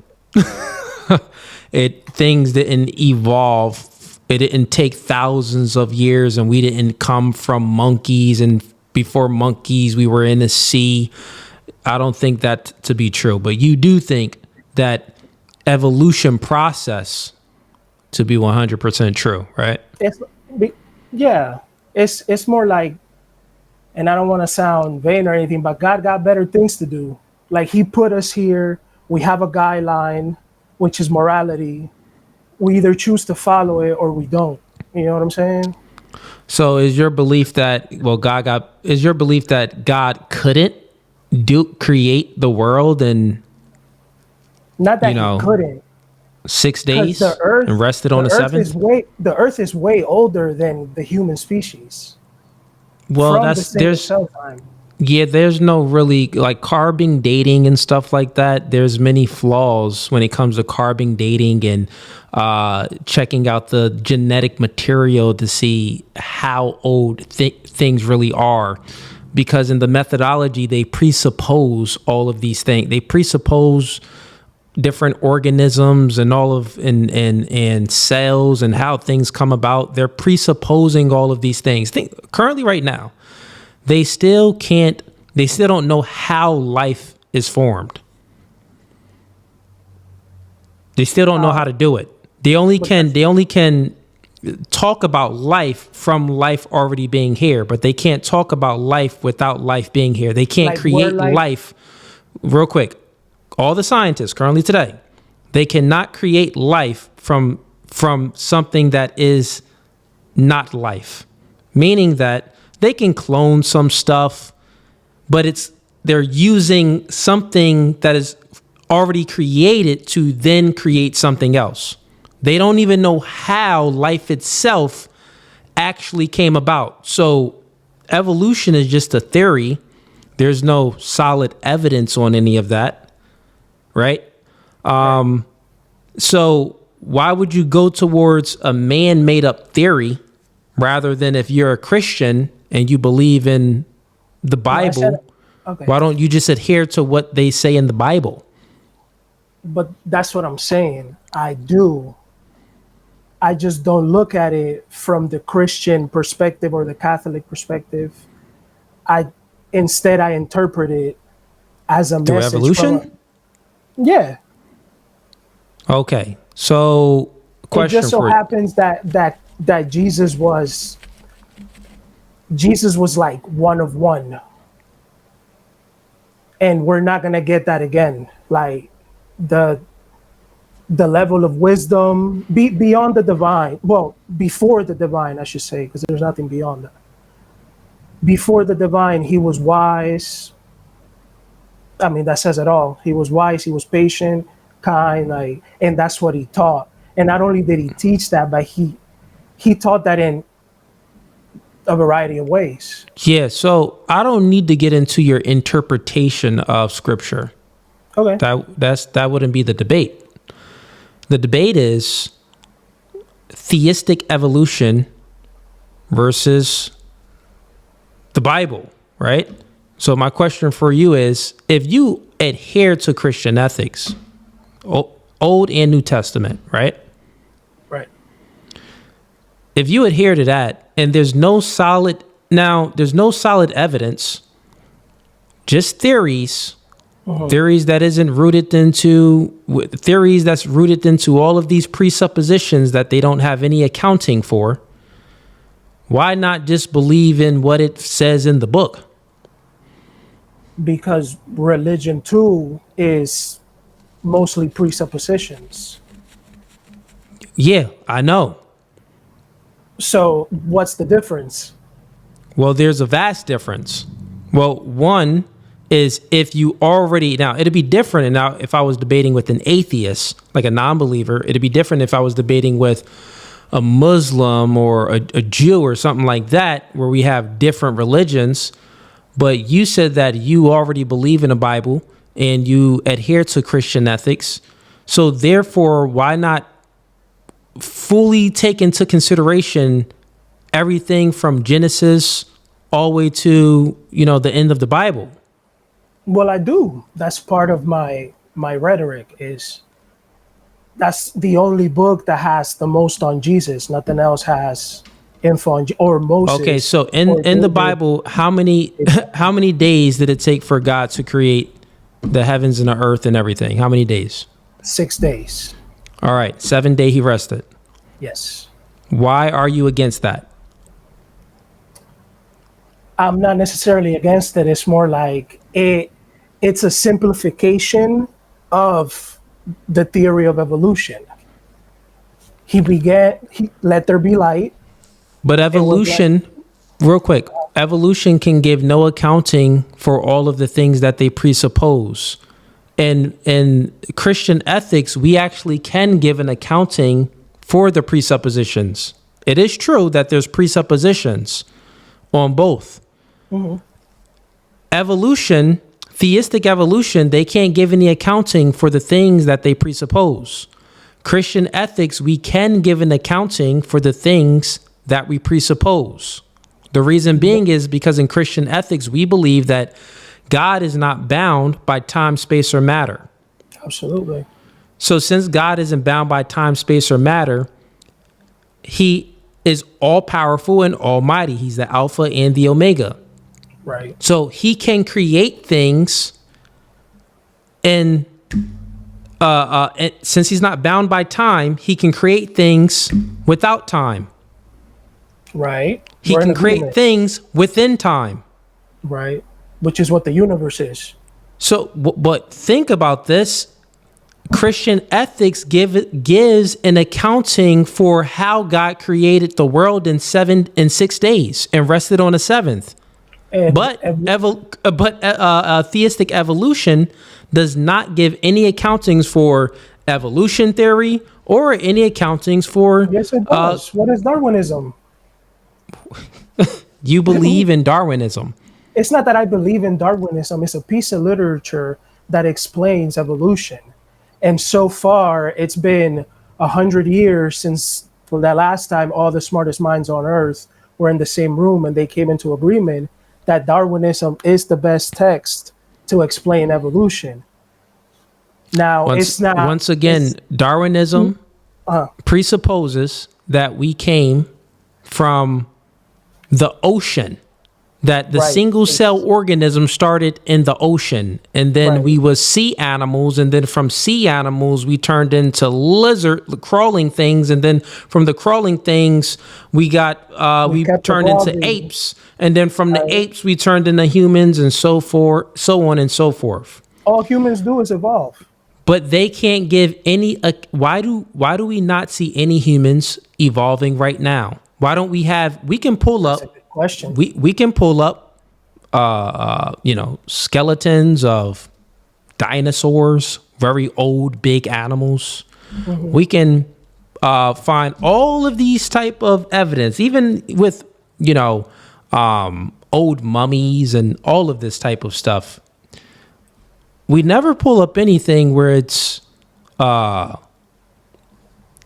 species between full on, let's say, sea animal like a fish, and in between a monkey.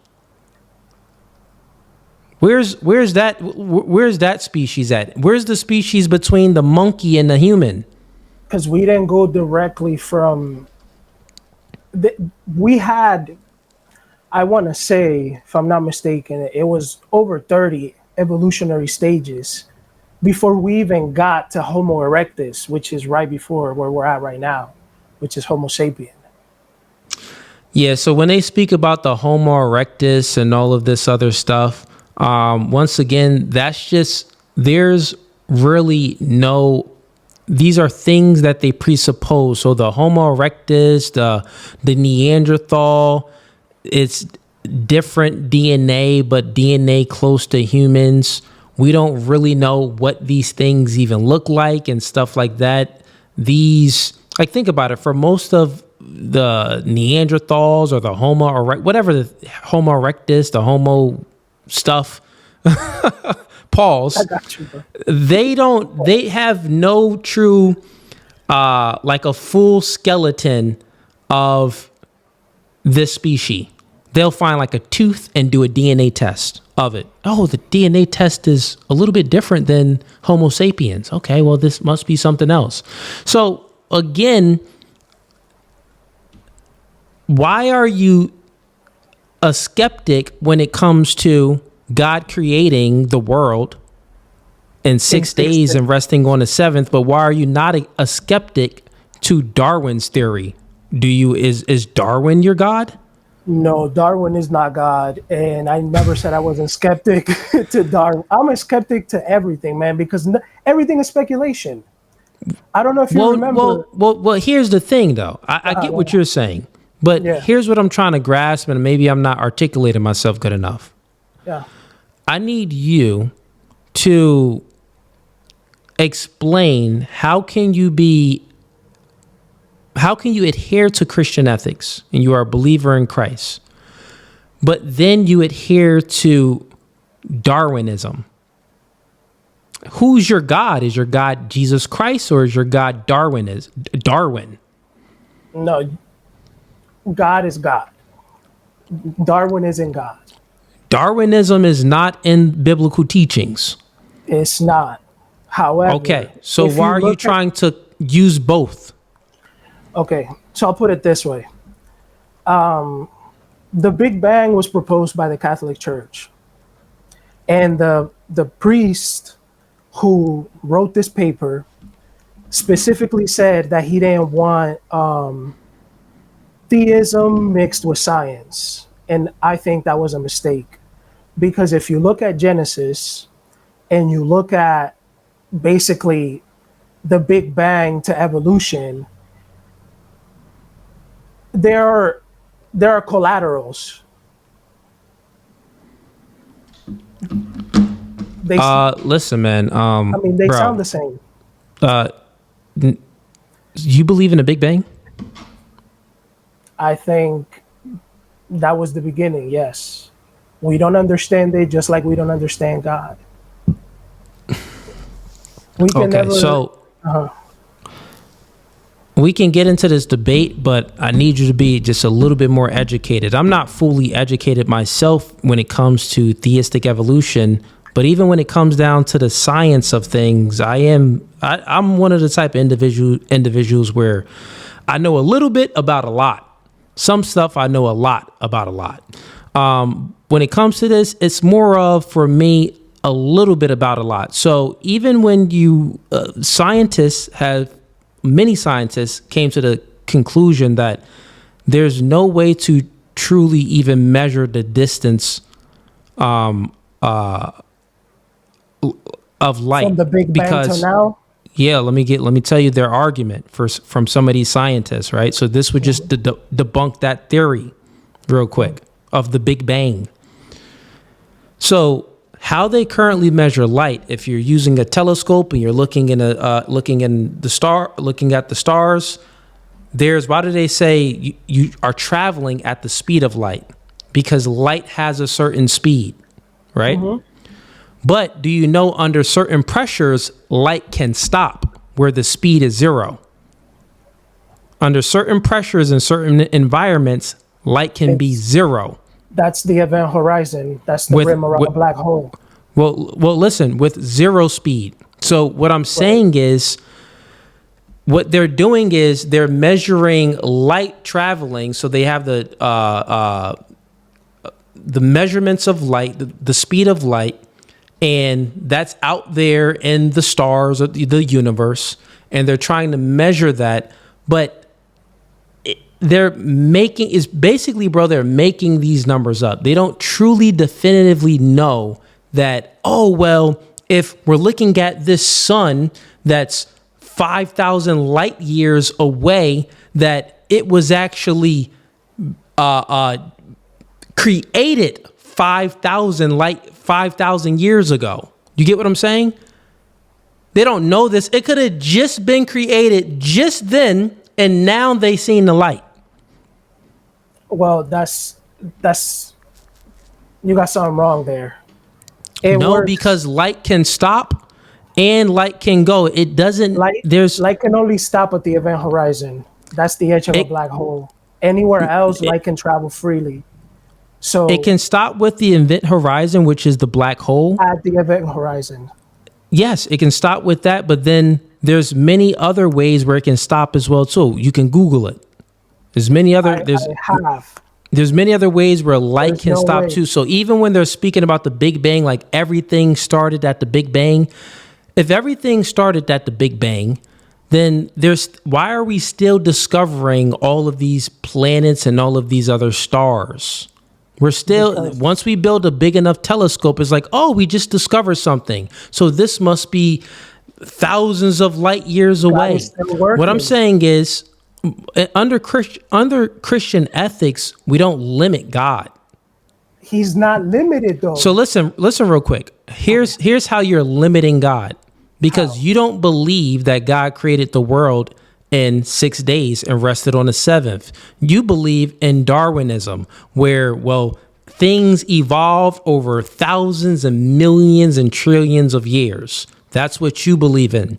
So you're going against biblical teachings and you're going for Darwinism. This is why I asked you, is Darwin your God or is God your God?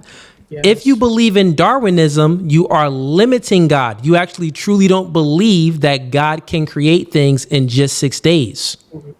That's what I'm saying. Because if you don't since you believe in Darwinism, you are in fact limiting God. You believe in the Big Bang Theory. For all we know, but see, that's the thing, is that the Big Bang is simply, at first there was nothing and then there was everything. That's what you're talking about, essentially. God is mighty. He made all that appear in just a flash. And then he started filling it with life, which is us. Organic. So what you're doing is where Darwin and the Big Bang Theory get their theory from, you know that they actually get it from the Bible? It's influenced by that. Why would they think that something just exploded? Okay, so if they were and you saying yes, if you do believe that they were influenced to a degree by the Bible, right? Mm-hmm. Then why would you adhere to that instead of just adhering to the Bible? I don't adhere to that or the Bible. It's more like I'm taking this journey called life and just piecing it all together. I'm not a practicing Christian. I'm not anymore. I grew up Catholic and I really like science and history. So, you know.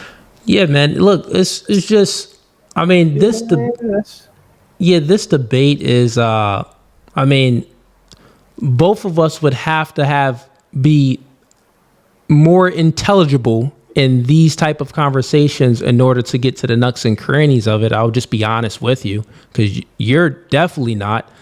I am not fully, but what I am intelligent in is the inconsistency in your worldview, that you adhere to Christian ethics and you say that you are a Christian, you believe in the Bible, but then you believe in Jesus Christ and Jesus Christ is God. But then Darwin, this regular human being that's not in the Bible, come up with this theory.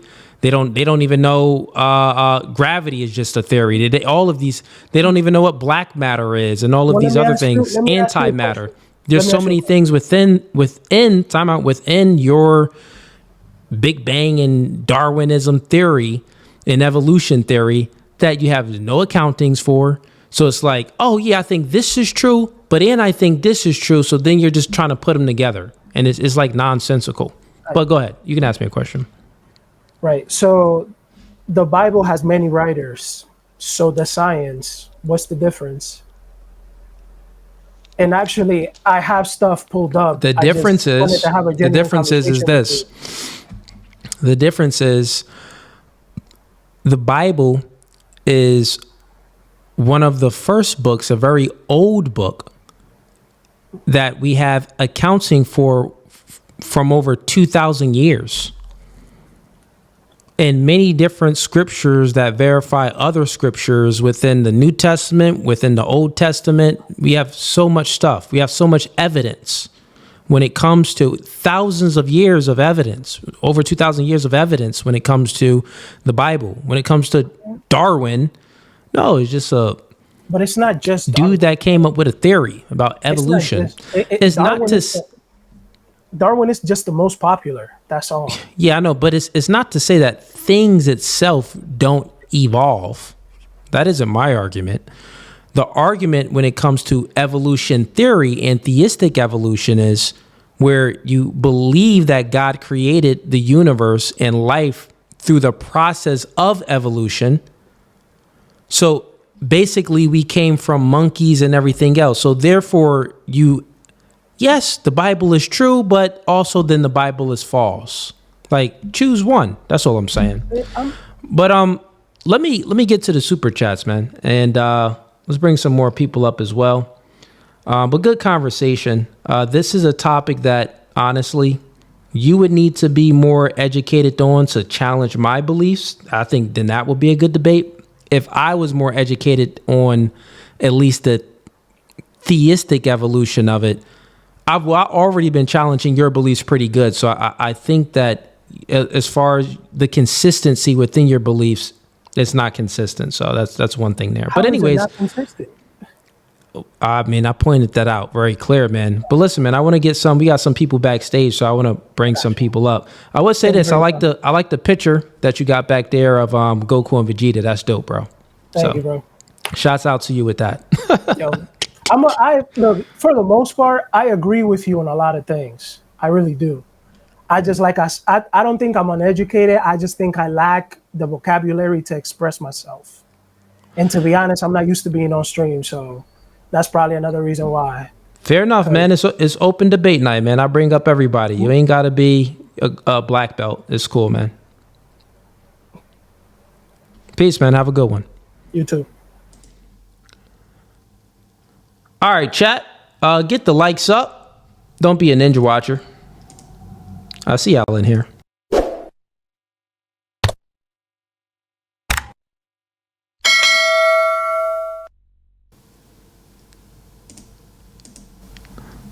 I could actually show the chats on screen. I didn't even know that. I could show them on screen. Let's see here. Let's see where we at. Any super chats that came in? Probably not.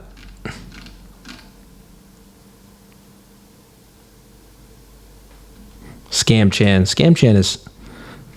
you be saying some wild stuff, bro.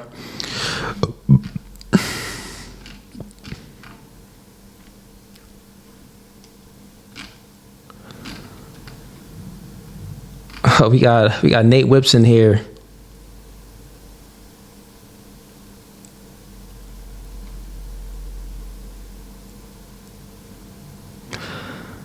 Nate Whips, what's going on, bro? What's going on, brother?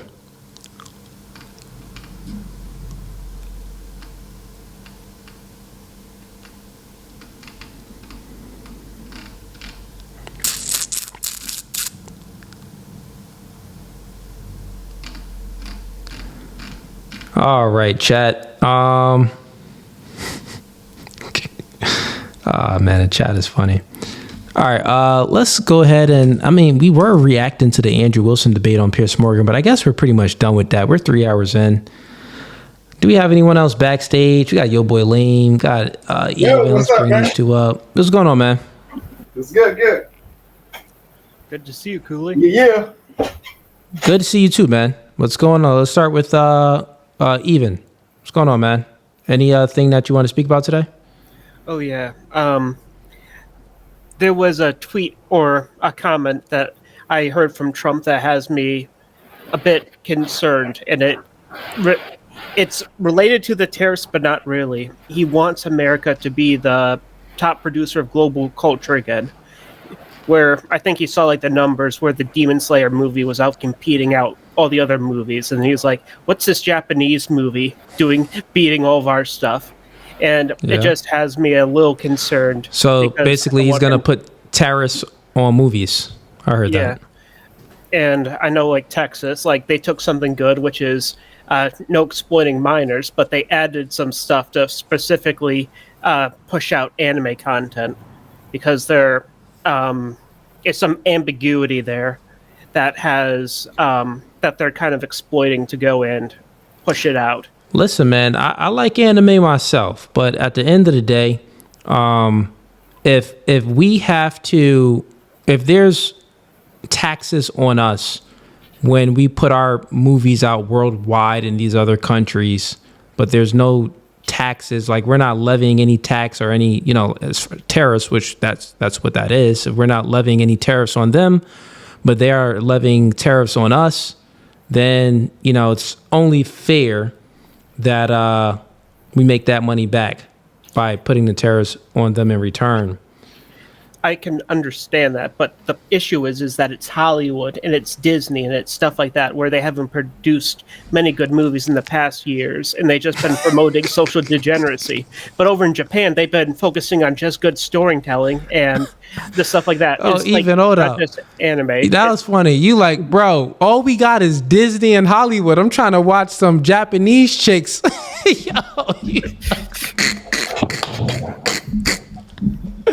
Yo, Evan, even he really mad up here. Like, listen, man, Trump cool, but like, bro, please don't get rid of the anime. I like my Japanese porn. If he tariffs anime titties, I'll riot. Hey, uncensored. Hey, man. yo, that's crazy. Fair enough, man. What's going on, yo, boy Lane? Not much, man. Hey, man, your hair look like where'd you get your haircut, bro? I know you're not speaking about haircut when your headlines start where my headphones is. Nigga, I'm just asking where you get your haircut, man. Why does your hairline start up here? They trying to roast me, man. Hey, Why? Man, you look like a black girl who just took his wig off from 8-hour shift, nigga. Trash, man. Jokes is trash, man. What's going on with you? You bust a nut, you can see your eyes in your sperm, nigga. Ugly as hell, boy. Stop playing me. This nigga got a chipped tooth, and instead of cutting his steak, this guy slices his steak like this. You cook your steak by looking at it, nigga. Look at that chipped tooth. This guy chipped tooth mad sharp. Listen, your steak will get cooked. This guy get into a knife fight every day. Mm-hmm, yeah. Hey, with his lips. Every lookout you go to, it's always a complete success. Every lookout you go to, it's always a complete success, bro. Like it's always a complete success because you can see everybody. You know what I'm saying? Like your favorite movie is those jokes is your favorite movie is I, Robot, nigga. That could be the best joke you made thus far. I, Robot joke pretty good. Well, your spirit I like animals is seeing eye dog, nigga. Nah, see, that was trash. See, listen, yo, boy, lame. You the iRobot was good. Yeah, the other jokes was horrible. Yeah, well, I'll tell you something. Your braid. When you had a braid, you look like Jada Pinkett Smith from The Matrix. Now your bald head, you look like her bald head alopecia version of herself. You know looking ass nigga. Boy. That would have been funny if you would have formulated the joke properly. Yeah. You could have said, last time I seen you, you was Jada from The Matrix. Whatever movie. Now I see you Jada alopecia. What you could have formulated it better. That's what I just said.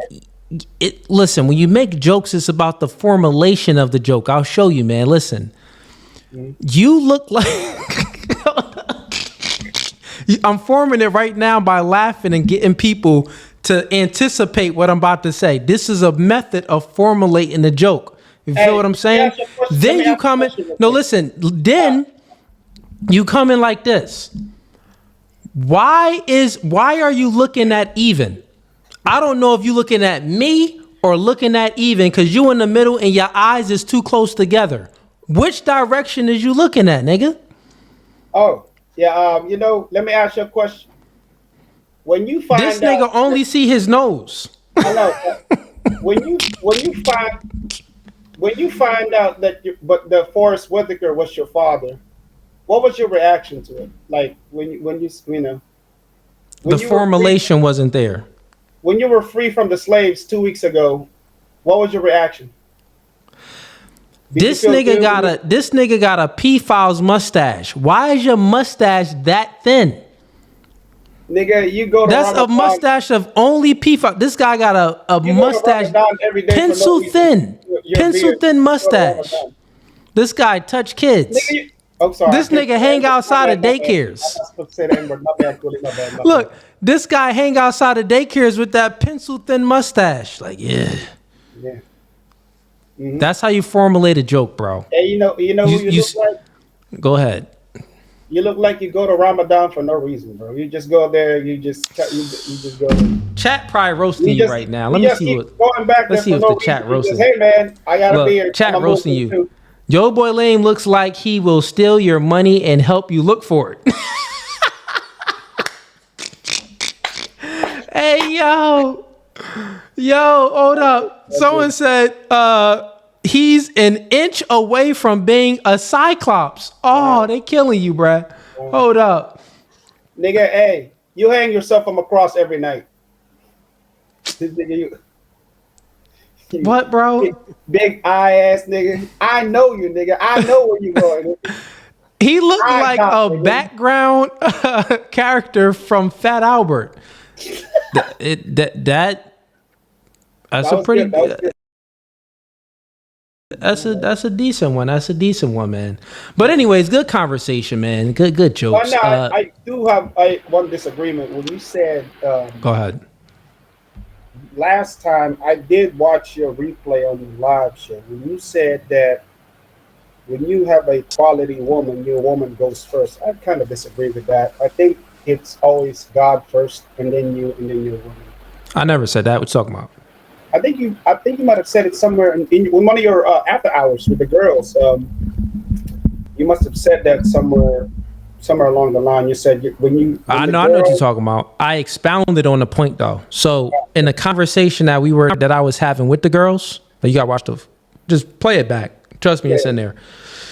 So like when I'm having these conversations with the girls, so many girls would say things at once. So I'll reply to one and then reply to the other. So when I'm replying to the girl and I'm saying that, like, if a man is in a relationship and things like that, you know, he basically, I'm saying that he's automatically putting the woman first from the woman's point of view because he's protecting and providing for the woman, right? But the man himself, in order to protect and provide for the woman, he has to put his purpose first. And his purpose would be, how do you get the money to provide for the woman? Is to go out there and work, right? And then also I ended it with, you know, the ultimate purpose comes from God, right? I think I even elaborated on it, like I said that the man's purpose, every human being's purpose, is to be in service. Because even if you think about how companies is created, companies, how they make money is providing a service to people.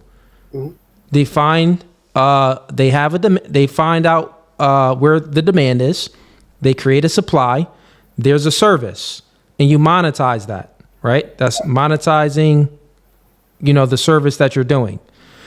God created us to be in service with one another, to help one another and things like that. This is the service. You get what I'm saying? So as a man, if you're just on your purpose, working and providing a service to people, the byproduct of that is you'll have the ability to protect and provide for the woman. So she will feel as if she's being put first because she's being protected and provided for, which in her eyes it is. But all women still don't feel like that because women are hypergamous and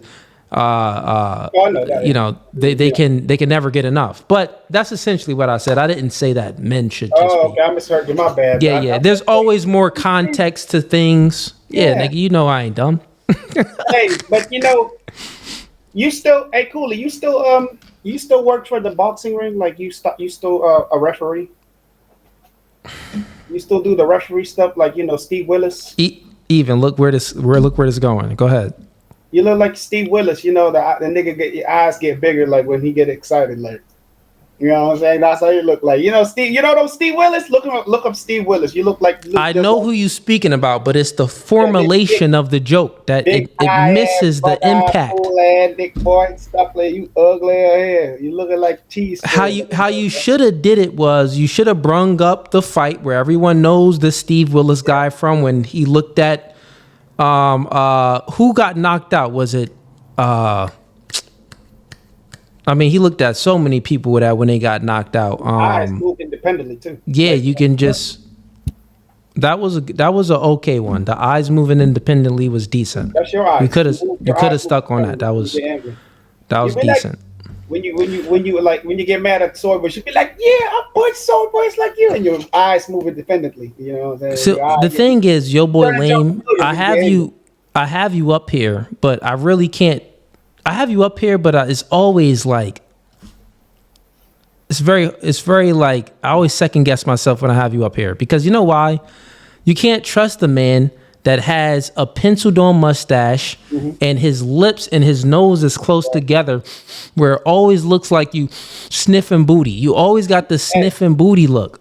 The sniffing booty look, and your eyes is too close. Your mama should daddy. Your eyes are too big, nigga. You got a night vision. And why do you only have 25% of your eyebrows left? Why your What hair look happened like to a the fetal other version of 75% of your eyebrows? Why do your eyebrows You stop look like a black right dude here? just took his wig off. Why your eyebrows look like a house? Why your eyebrows look like it's forming a letter A? Cooley, you have Go ahead. a big, nice beard full of wisdom, like a rabbi, but you cannot pronounce the word Talmud. Curious. I did. I did pronounce Talmud.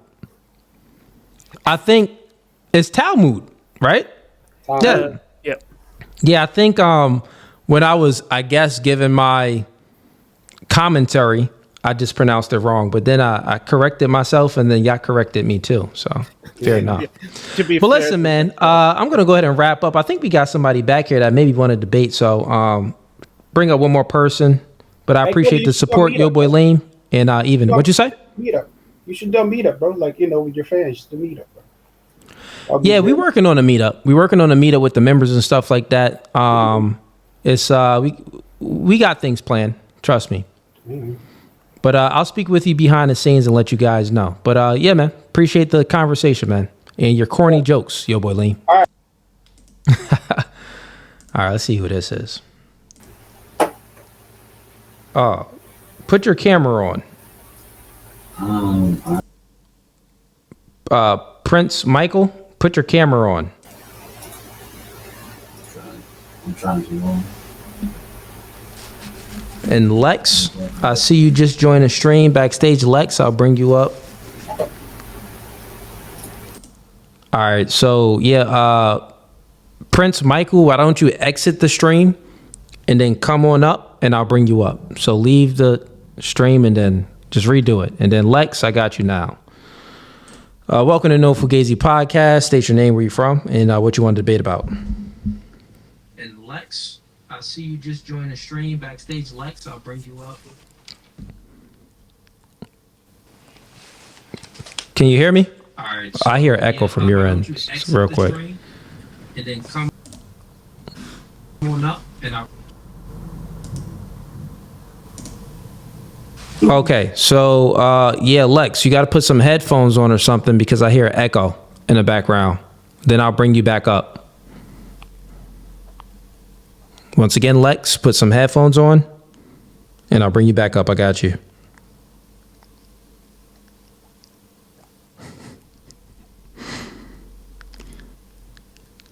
All right, let's see. All right, can you hear me? Yep. All right, I can hear you. Can you hear me? What's going on, Cooley? What's going on, man? What you here to debate about? Let me lower this. Kids are sleeping. Hey, yeah. So I wouldn't say it's much. I just wanted to bring up a point. I wanted to get your point on. It's about and I think Tim or Wicked had touched on this already in the chat, but it was about the H-1B reform with DHS and I hear an echo still. Give me a second here. Why is there an echo? Do you? Okay, I think it's good. I don't hear the echo now. Is that? I mean, I still hear it a little bit, but it ain't that bad.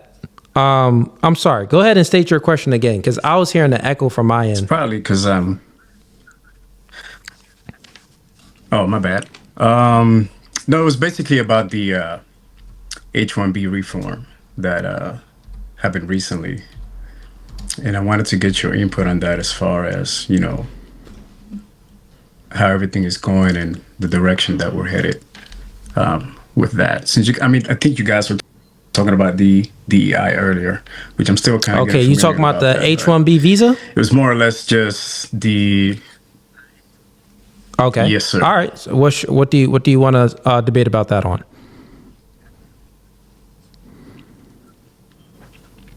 Well, like I mentioned, it's not really wanted to get your worldview or opinion on that as well. So, I myself I'm a permanent resident. So I'm in the process of naturalizing as we speak. But just the opportunities and someone I've watched a video recently about that, and this lady was saying that a lot of what's happening is that we focus so much on giving other countries the opportunity to have all these students, or I guess other people come into the country and take these positions because we, quote unquote, don't have the qualified individuals here. When in reality, if we're going to the same schools and we're educated in those particular fields, why is it that obviously we were spending so much time on giving others the opportunity versus focusing on those that are here, that are obviously, I would say, are just as educated as those. Okay, overseas. so why focus on foreigners that's coming in on an H-1B visa? They have some, they may meet some requirements as far as the education or whatever it may be. Why are we focusing on them rather than focusing on us here in our education system and making sure people are qualified to get certain jobs? Yeah, I get your argument. I understand. I would agree to a certain extent. It makes no sense where there's so many people that go to college, and after they're done with college, they don't even get a job with the degree. They don't get a job in the field that they have a degree in. Right. I have a lot of friends like that in this area. And it's like backwards. So, I mean, this is just going to be a conversation. I'll be honest with you, man. I've been streaming for almost 4 hours, so I kind of just want to get to debates. I'll be honest with you. I mean, we'll probably have some similar takes on the H-1B visa. I get it, man. And, I know they've reformed it a little bit. They made some changes with it and stuff like that. But, at the end of the day, there were many different loopholes within that where people used to take advantage of it. That's their way of coming into the country.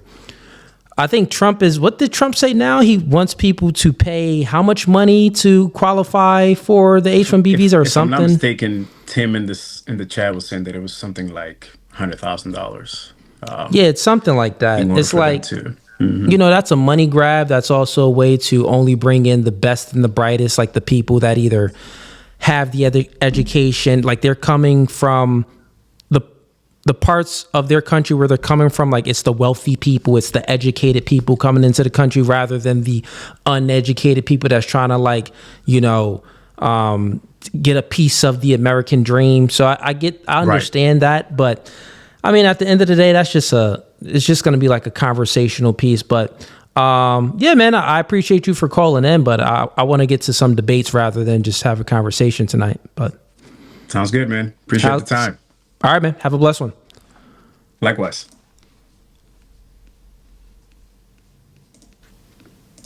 All right. Yeah, we don't got nobody else backstage, so I mean, I could just wrap up. What is it? 12:49 Eastern Standard Time. Yeah, let's wrap up today's stream. So everyone that's in the chat right now, hit the like before you go. A lot of you been Ninja Watchers. You haven't been supporting the channel, so hit the like before you go. Let me just make sure I didn't miss any super chats. I don't think I did.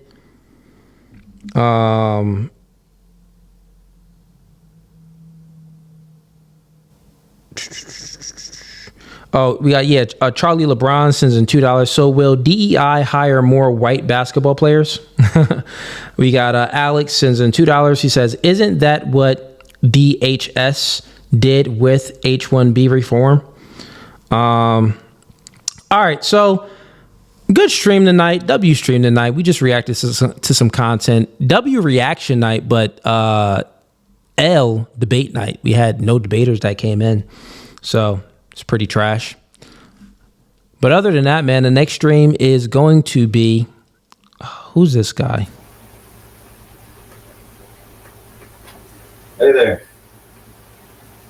Okay. What's going on? Are you here to debate? Well, to have a discussion, you might consider a debate, exchanging of words, certainly. But I have some words of Jesus Christ that I've found that you're in strict contradiction to. Although I admire your values and virtues of how you purport the Bible, I'm seeing you fall short of it in this audio stream, calling Jesus Christ God instead of the Son of God, which Jesus Christ himself made plenty of distinctions all throughout the scriptures. They're the red letters. And I have many of them listed here, ready to show you and talk and discuss the logic and the reality of the truth of the Son of God and his, his message. Yeah. So, I mean, you'll hear me speaking to people where I'm saying that Jesus Christ is God. No, I do believe that Jesus Christ is the Son of God. We may have some different distinctions. I say that Jesus Christ is God in human flesh form, which that would be the Son of God. So the divine nature of Jesus Christ is the same nature of God. It is God. It is the Spirit of God in flesh form. So there you go. That's my full worldview on that. So do you have any disagreements with that or no? I do not disagree with what you just said right there. Okay. What I would disagree is that there are certain scriptures that say what is it? What's it? Particular scripture is who is a liar but he that denieth Jesus Christ is the Son of God. Or more it says is that who is a liar but he that denies Jesus Christ the Son of God. Well, anyways, the point of the verse, I'm not able to quote it at the moment, is that it makes a clear distinction between God and Jesus, and that even when you might be seeing, by calling Jesus Christ God, you're definitely going to be appealing to the vast majority of Christians who believe Jesus Christ is God, but don't read the scriptures or what Jesus Christ himself said about this topic matter. But you also are not 100% abiding in the truth by calling him God. It was like, if I have told you earthly things, and when I'm calling Jesus Christ God, I'm not calling the flesh God. I'm calling the Spirit God. So there's the distinction. So I make clear distinctions of Jesus Christ and God because once again, when we're speaking about the Spirit, we can speak about the Trinity, the Father, the Son, and the Holy Spirit. That's all God. Well, there's clear distinctions between the two. There's things you just listed, though. There's clear distinctions between the three, meaning different forms. So is how I break it down is like do you believe in a Trinity or like the understanding of the three different personalities? I three different persons. An understanding of that. I wouldn't call them persons. I would call them three different experiences for certain. One of them is definitely a person, an individual like child. The Holy Spirit is not a person, it's a spirit. And God the Father is not a person, he's a spirit. God is a spirit, and they that worship him must worship him in spirit and in truth. For the Father so the easy way to make some sense of this is because sometimes human beings, we can think so much instead of just like simplifying it. Sometimes you can think yourself in a hole. And it's very simple. God, Almighty God, spiritual being, he put himself into flesh form, which that has flesh form. So it is different from the spiritual being. Right? Then you have the Holy Spirit, which, the Holy Spirit can dwell within men, right? So this could be this would be the same spirit, but it's God's spirit within men. So think about this. You got the Holy Spirit. You ever received the Holy Ghost or no? Oh, yeah. I received the Holy Ghost when I was about 12. Okay, well, if you receive the Holy Ghost, you know that everybody's experience is much differently. But forget to go into the experience. We can just speak about the distinctions. God's spirit, when God puts himself into flesh form and has full control over the flesh form and is living in flesh form, we give that a name. Jesus lived to be 33 years old, I believe. 30 or 30 to 33 years old, I believe. But anyways, we give that a name, Jesus Christ. That's God in flesh form. With the Holy Spirit, real quick, that is God having the ability, not having the ability, but God acting out in ways where he can go inside other humans and give people with their own spirits an experience of God's spirit, if that makes sense. So it's just one. It's not really like three. It's just one. It's like God is the mighty. God is the. Your string went out too. Well, your camera went out. God is the Alpha and the Omega. So I don't limit God's ability, right? I think that he can do all. So I'm not going to limit God and say, oh, he can't do this. He can't put himself into flesh form. He can't put his spirit into other people's flesh form as well. If you experience the Holy Ghost, then you know that it's possible that you was conscious, but God was dwelling within you and you had an experience with God that it's very even hard to put into words, into a language. But yeah, man, I'll go ahead and leave it there because we don't really have any true disagreements. It'll maybe just be a little bit semantics. I haven't been able to fully express my views. I just let you express your views. Okay, so with what I said, do you disagree with anything? Yes, I do. Okay, what do you disagree with? I disagree with this premise that God is three persons. God is a spirit, and the Holy Spirit is a spirit, and Jesus Christ is a spirit man, spirit inside of a man. And just as God is a spirit, I thought you agreed with that when I first said it. No, God, Jesus is not God the Father.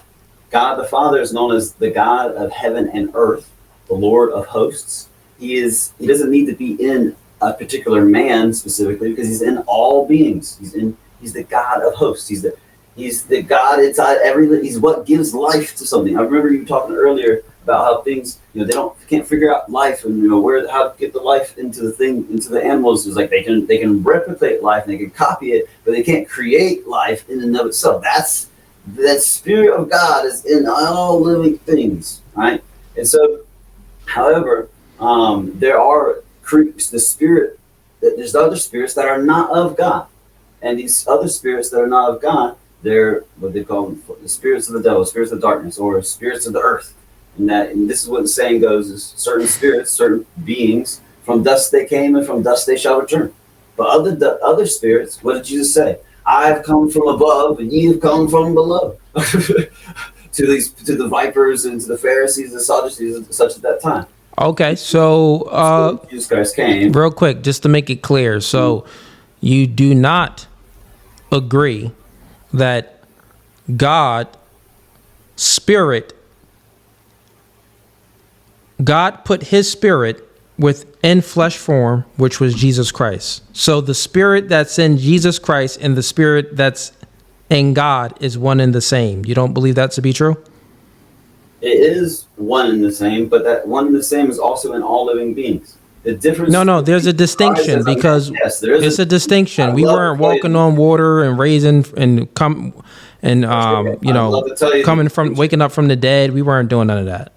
Yeah, for sure. It's called an alignment and acknowledgement that God is always here. God the Father always reigns supreme, for there is no counsel against the Lord of hosts. So do we have the ability? Okay, so if we can find this alignment, would a human being have the ability to be just like Jesus Christ? That is the whole purpose, right? Be ye perfect just as our Father in heaven is perfect, is the commandment that he gave unto the disciples. Okay. Can we ever accomplish? Can we ever reach that goal? We cannot of ourselves, only through the Father and proper prayer and abiding in the true teachings of Jesus Christ can we accomplish such. And if we do accomplish such, it's even not by our own will, but by His will moving through us. Okay. And if we can accomplish that by God's will, then why is there a heaven and a hell? Heaven and hell are different perspectives of one reality. Heaven is the true absolute reality. Like the kingdom of heaven is at hand. This is the gospel that Jesus Christ said. Good news, heaven's here. God is already present. Pay attention. Stop sinning against the temple of the only true God. Like we are made to self-reflect upon the truth that heaven is here and the kingdom of heaven is at hand. Hell is this distorted view that when you have a cup and it's filled with some dirt inside there, or stuff shit inside there, you can't see through it. And they're not seeing that love and peace and joy and righteousness and okay. So here, that's let me ask you a question. So you say that, all right, there is a heaven and a hell. So men on earth, we can actually obtain the goal of being just like Christ, of being like the same. So if it's, here's what I'm saying. Not 100%. Because now you're okay, so not 100%. Yeah. It's okay, so do you believe that our spirit is different from God's? Yes, we are children of Him. Got it. If our spirit is different from God, is Jesus' spirit different from God? Yes, His spirit is different from God. He's child of God. Okay, so then that's where we have, then that's the disagreement. Because when you came in before, you were saying that, no, listen, you were saying that the spirit of Jesus Christ and the spirit of God is the same. The Son of God is because it's a different nature. God is in flesh form. So this is why it's the Son. Do you get that? The reason why, listen real quick, the reason why Jesus Christ, stop it. The reason why Jesus Christ is the Son of God is because it's God in flesh form. Is that what the scripture said? I heard the scripture said that He's the Word of God and made flesh, not God made flesh. So now it's semantics then. Yeah, the meaning of words. If we're going off of the scriptures and what it actually means and what it actually says, and not our interpretation, no, it does not refute what I said. Is the spirit not the same, or is the same? It is a distinct spirit, meaning it is different. Same in likeness. How is it? Nature, and how is it different? Different in identity. A father cannot beget its own. Cannot be its own child. Nor can a child be its own father. You make. Okay, how is it? Yeah, that's totally fine. How is it different? Explain to me, how is it different? If you cannot understand earthly things, how can you explain to me heavenly things? A earthly father cannot be its own son of itself, nor can an earthly son, child, or daughter be its own father of itself. Okay, so then God is limited. God doesn't have the ability to put His own spirit into flesh form, which then it would be the nature. Like how would I say that God's nature I would say that the nature would be different because the form is different. So I'll say the form is different. I would say that if the spirit is the same, then the nature is the same, but it's in a different form, right? So when I say that God, and this is why we're having like a semantic game, like one moment you'll agree and then the next moment you won't, then the next moment you'll disagree, right? And this is, okay, but this is the problem. Situation. Understanding. Yeah, listen. But how can you agree one moment and then disagree another moment? So it's not me that's disagreeing. No, I don't have any assumptions. I said it. You already agreed with it, and you said no. Yeah, that I agree with. But now you don't agree with it. So I'm going to ask you the question again. I know that there's a different form of God in the heavens and God that created the entire universe in the world that we live in than Jesus Christ, because Jesus Christ was in flesh form and flesh dies. Right? God is eternal. It does not die. The Spirit, though, that dwelled in Jesus Christ was the Spirit of God. Is that not true, or is it true? I do not agree with the meaning of the words that you're using to describe what word? Described. What word? The fact that you are implying that the Spirit, Jesus Christ, is the same as God the Father Spirit, and that they are equal and mutually exclusively exactly identical in nature, quality, and all other characteristics. You are saying Jesus is God fundamentally by beating around the bush. Jesus is the Son of God. Exactly. And a son, yes, i.e. a child, is not God. If I have a piece of pizza, the piece is not the whole pizza. Obviously, that is. Yeah, obviously. So then, God the Father, a spirit. So once again, as we're speaking past one another, obviously, because God is eternal and Jesus died. Of course, Yeshua came back. Yeshua, a man died, and Yeshua, Jesus, the Spirit, eternally was alive before and after the death. See, now we getting somewhere, right? Yes, Jesus, the Spirit, was alive before and after. So you're proving my point right here. Jesus, the Spirit in Jesus was alive before and after. That Spirit was eternal. And where does this Spirit come from? It comes from God. All right, I rest my case. God dang, nigga. He's his child. And as his child, it means he's not God the Father. All right, you on some shrooms or something, man. No. This is what I've been trying to get you to. You just admitted it again. All night, you calling Jesus God all night. So are you going to admit that you lied all those times? You just admitted that the Spirit came from God. Is it not God? Just because something comes from God doesn't make it God. Your sperm comes from you and it makes babies. Does that make man. Your babies you on the shrooms, man. You got to go, bro.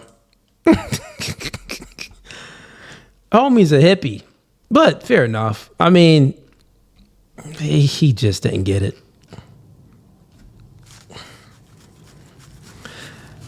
And what's one of the verses in the Bible like it's pointless to talk to fools? Like, bro, how you just admit, oh, well, yeah, Jesus, the Spirit it's eternal. It was here with God. It was here before and after, before Jesus and after. Even when Jesus died, the Spirit didn't die. The Spirit was always there. Okay. Was the Spirit that was dwelling in Jesus God? Yes. End of the debate.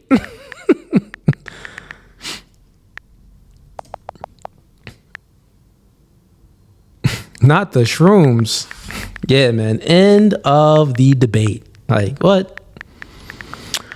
Now, we know that it's different, right? Of course, there you have God, and then you have this Spirit inside flesh form, which is Jesus Christ. But I would say that just the simple fact that you can't find Jesus Christ's body, right? He died and then he rose. Oh, here goes the verse. Thank you. Don't cast pearls to swine. Yeah, it's like some of these knuckleheads, man, you'll go back and forth with, and we agreed on it. Like, speaking, homie agreed. Oh yeah, Jesus' Spirit is, that's the same Spirit in God. Then we're speaking, and he switches it up. I'm like, bro, am I wilding right now, or is this homie like gaslighting me? Like, what's going on here? That was the shrooms talking out of that dude. That wasn't God talking out of him. That was the shrooms talking. What? All right. Get the likes up, man. I was about to end stream like right before he came up. Well, right before I brung him up. But I hope y'all enjoyed that one. But anyways, I'm out. This podcast was No Fugazi. Appreciate everyone for tuning in. I'll be going live Thursday. I think I do have a debate set up with Sarah from Raging Tomatoes podcast. I just got to double check in. I know she sent me a Instagram message, but I got to double check just to make sure everything is good with that debate. And that'll be Thursday, I believe, at 9:15 Eastern Standard Time. Other than that, man, we just did a stream on Saturday, so we got a lot of clips coming out of the Saturday stream, the Full Panel Dating Show. So a lot of clips coming out. So tune into all the clips, man, and watch the clips fully through, because that's what keeps the podcast going. Live streams is great. Debates helps out as well. But when I post clips, I need you guys to watch the clips, because the clips gets more views than the live streams. And since the clips getting more views than a live stream, that is what's driving the podcast. So watch the clips and watch them fully through on the main channel. Other than that, this podcast was No Fugazi. Appreciate y'all. Peace.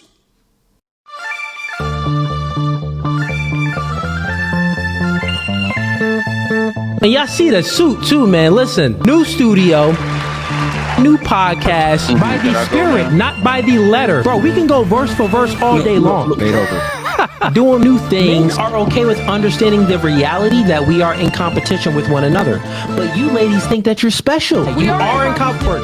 Men are men of their word. So here's my word. I'll fly you out here and we can do it in person. And after that, we could box. I'm about my business. So remember, I said, when I ask you these questions, I will dismantle your entire argument. That's the end of the debate, my dog.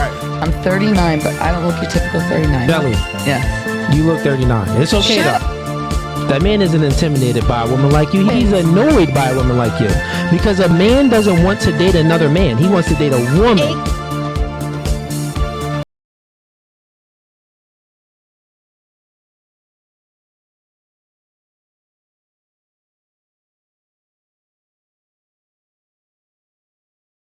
Oh, fuck. This is so bad for squad play, those checkpoints. Yeah. Oh, what's that? Oh, I got a little... Wait, so now...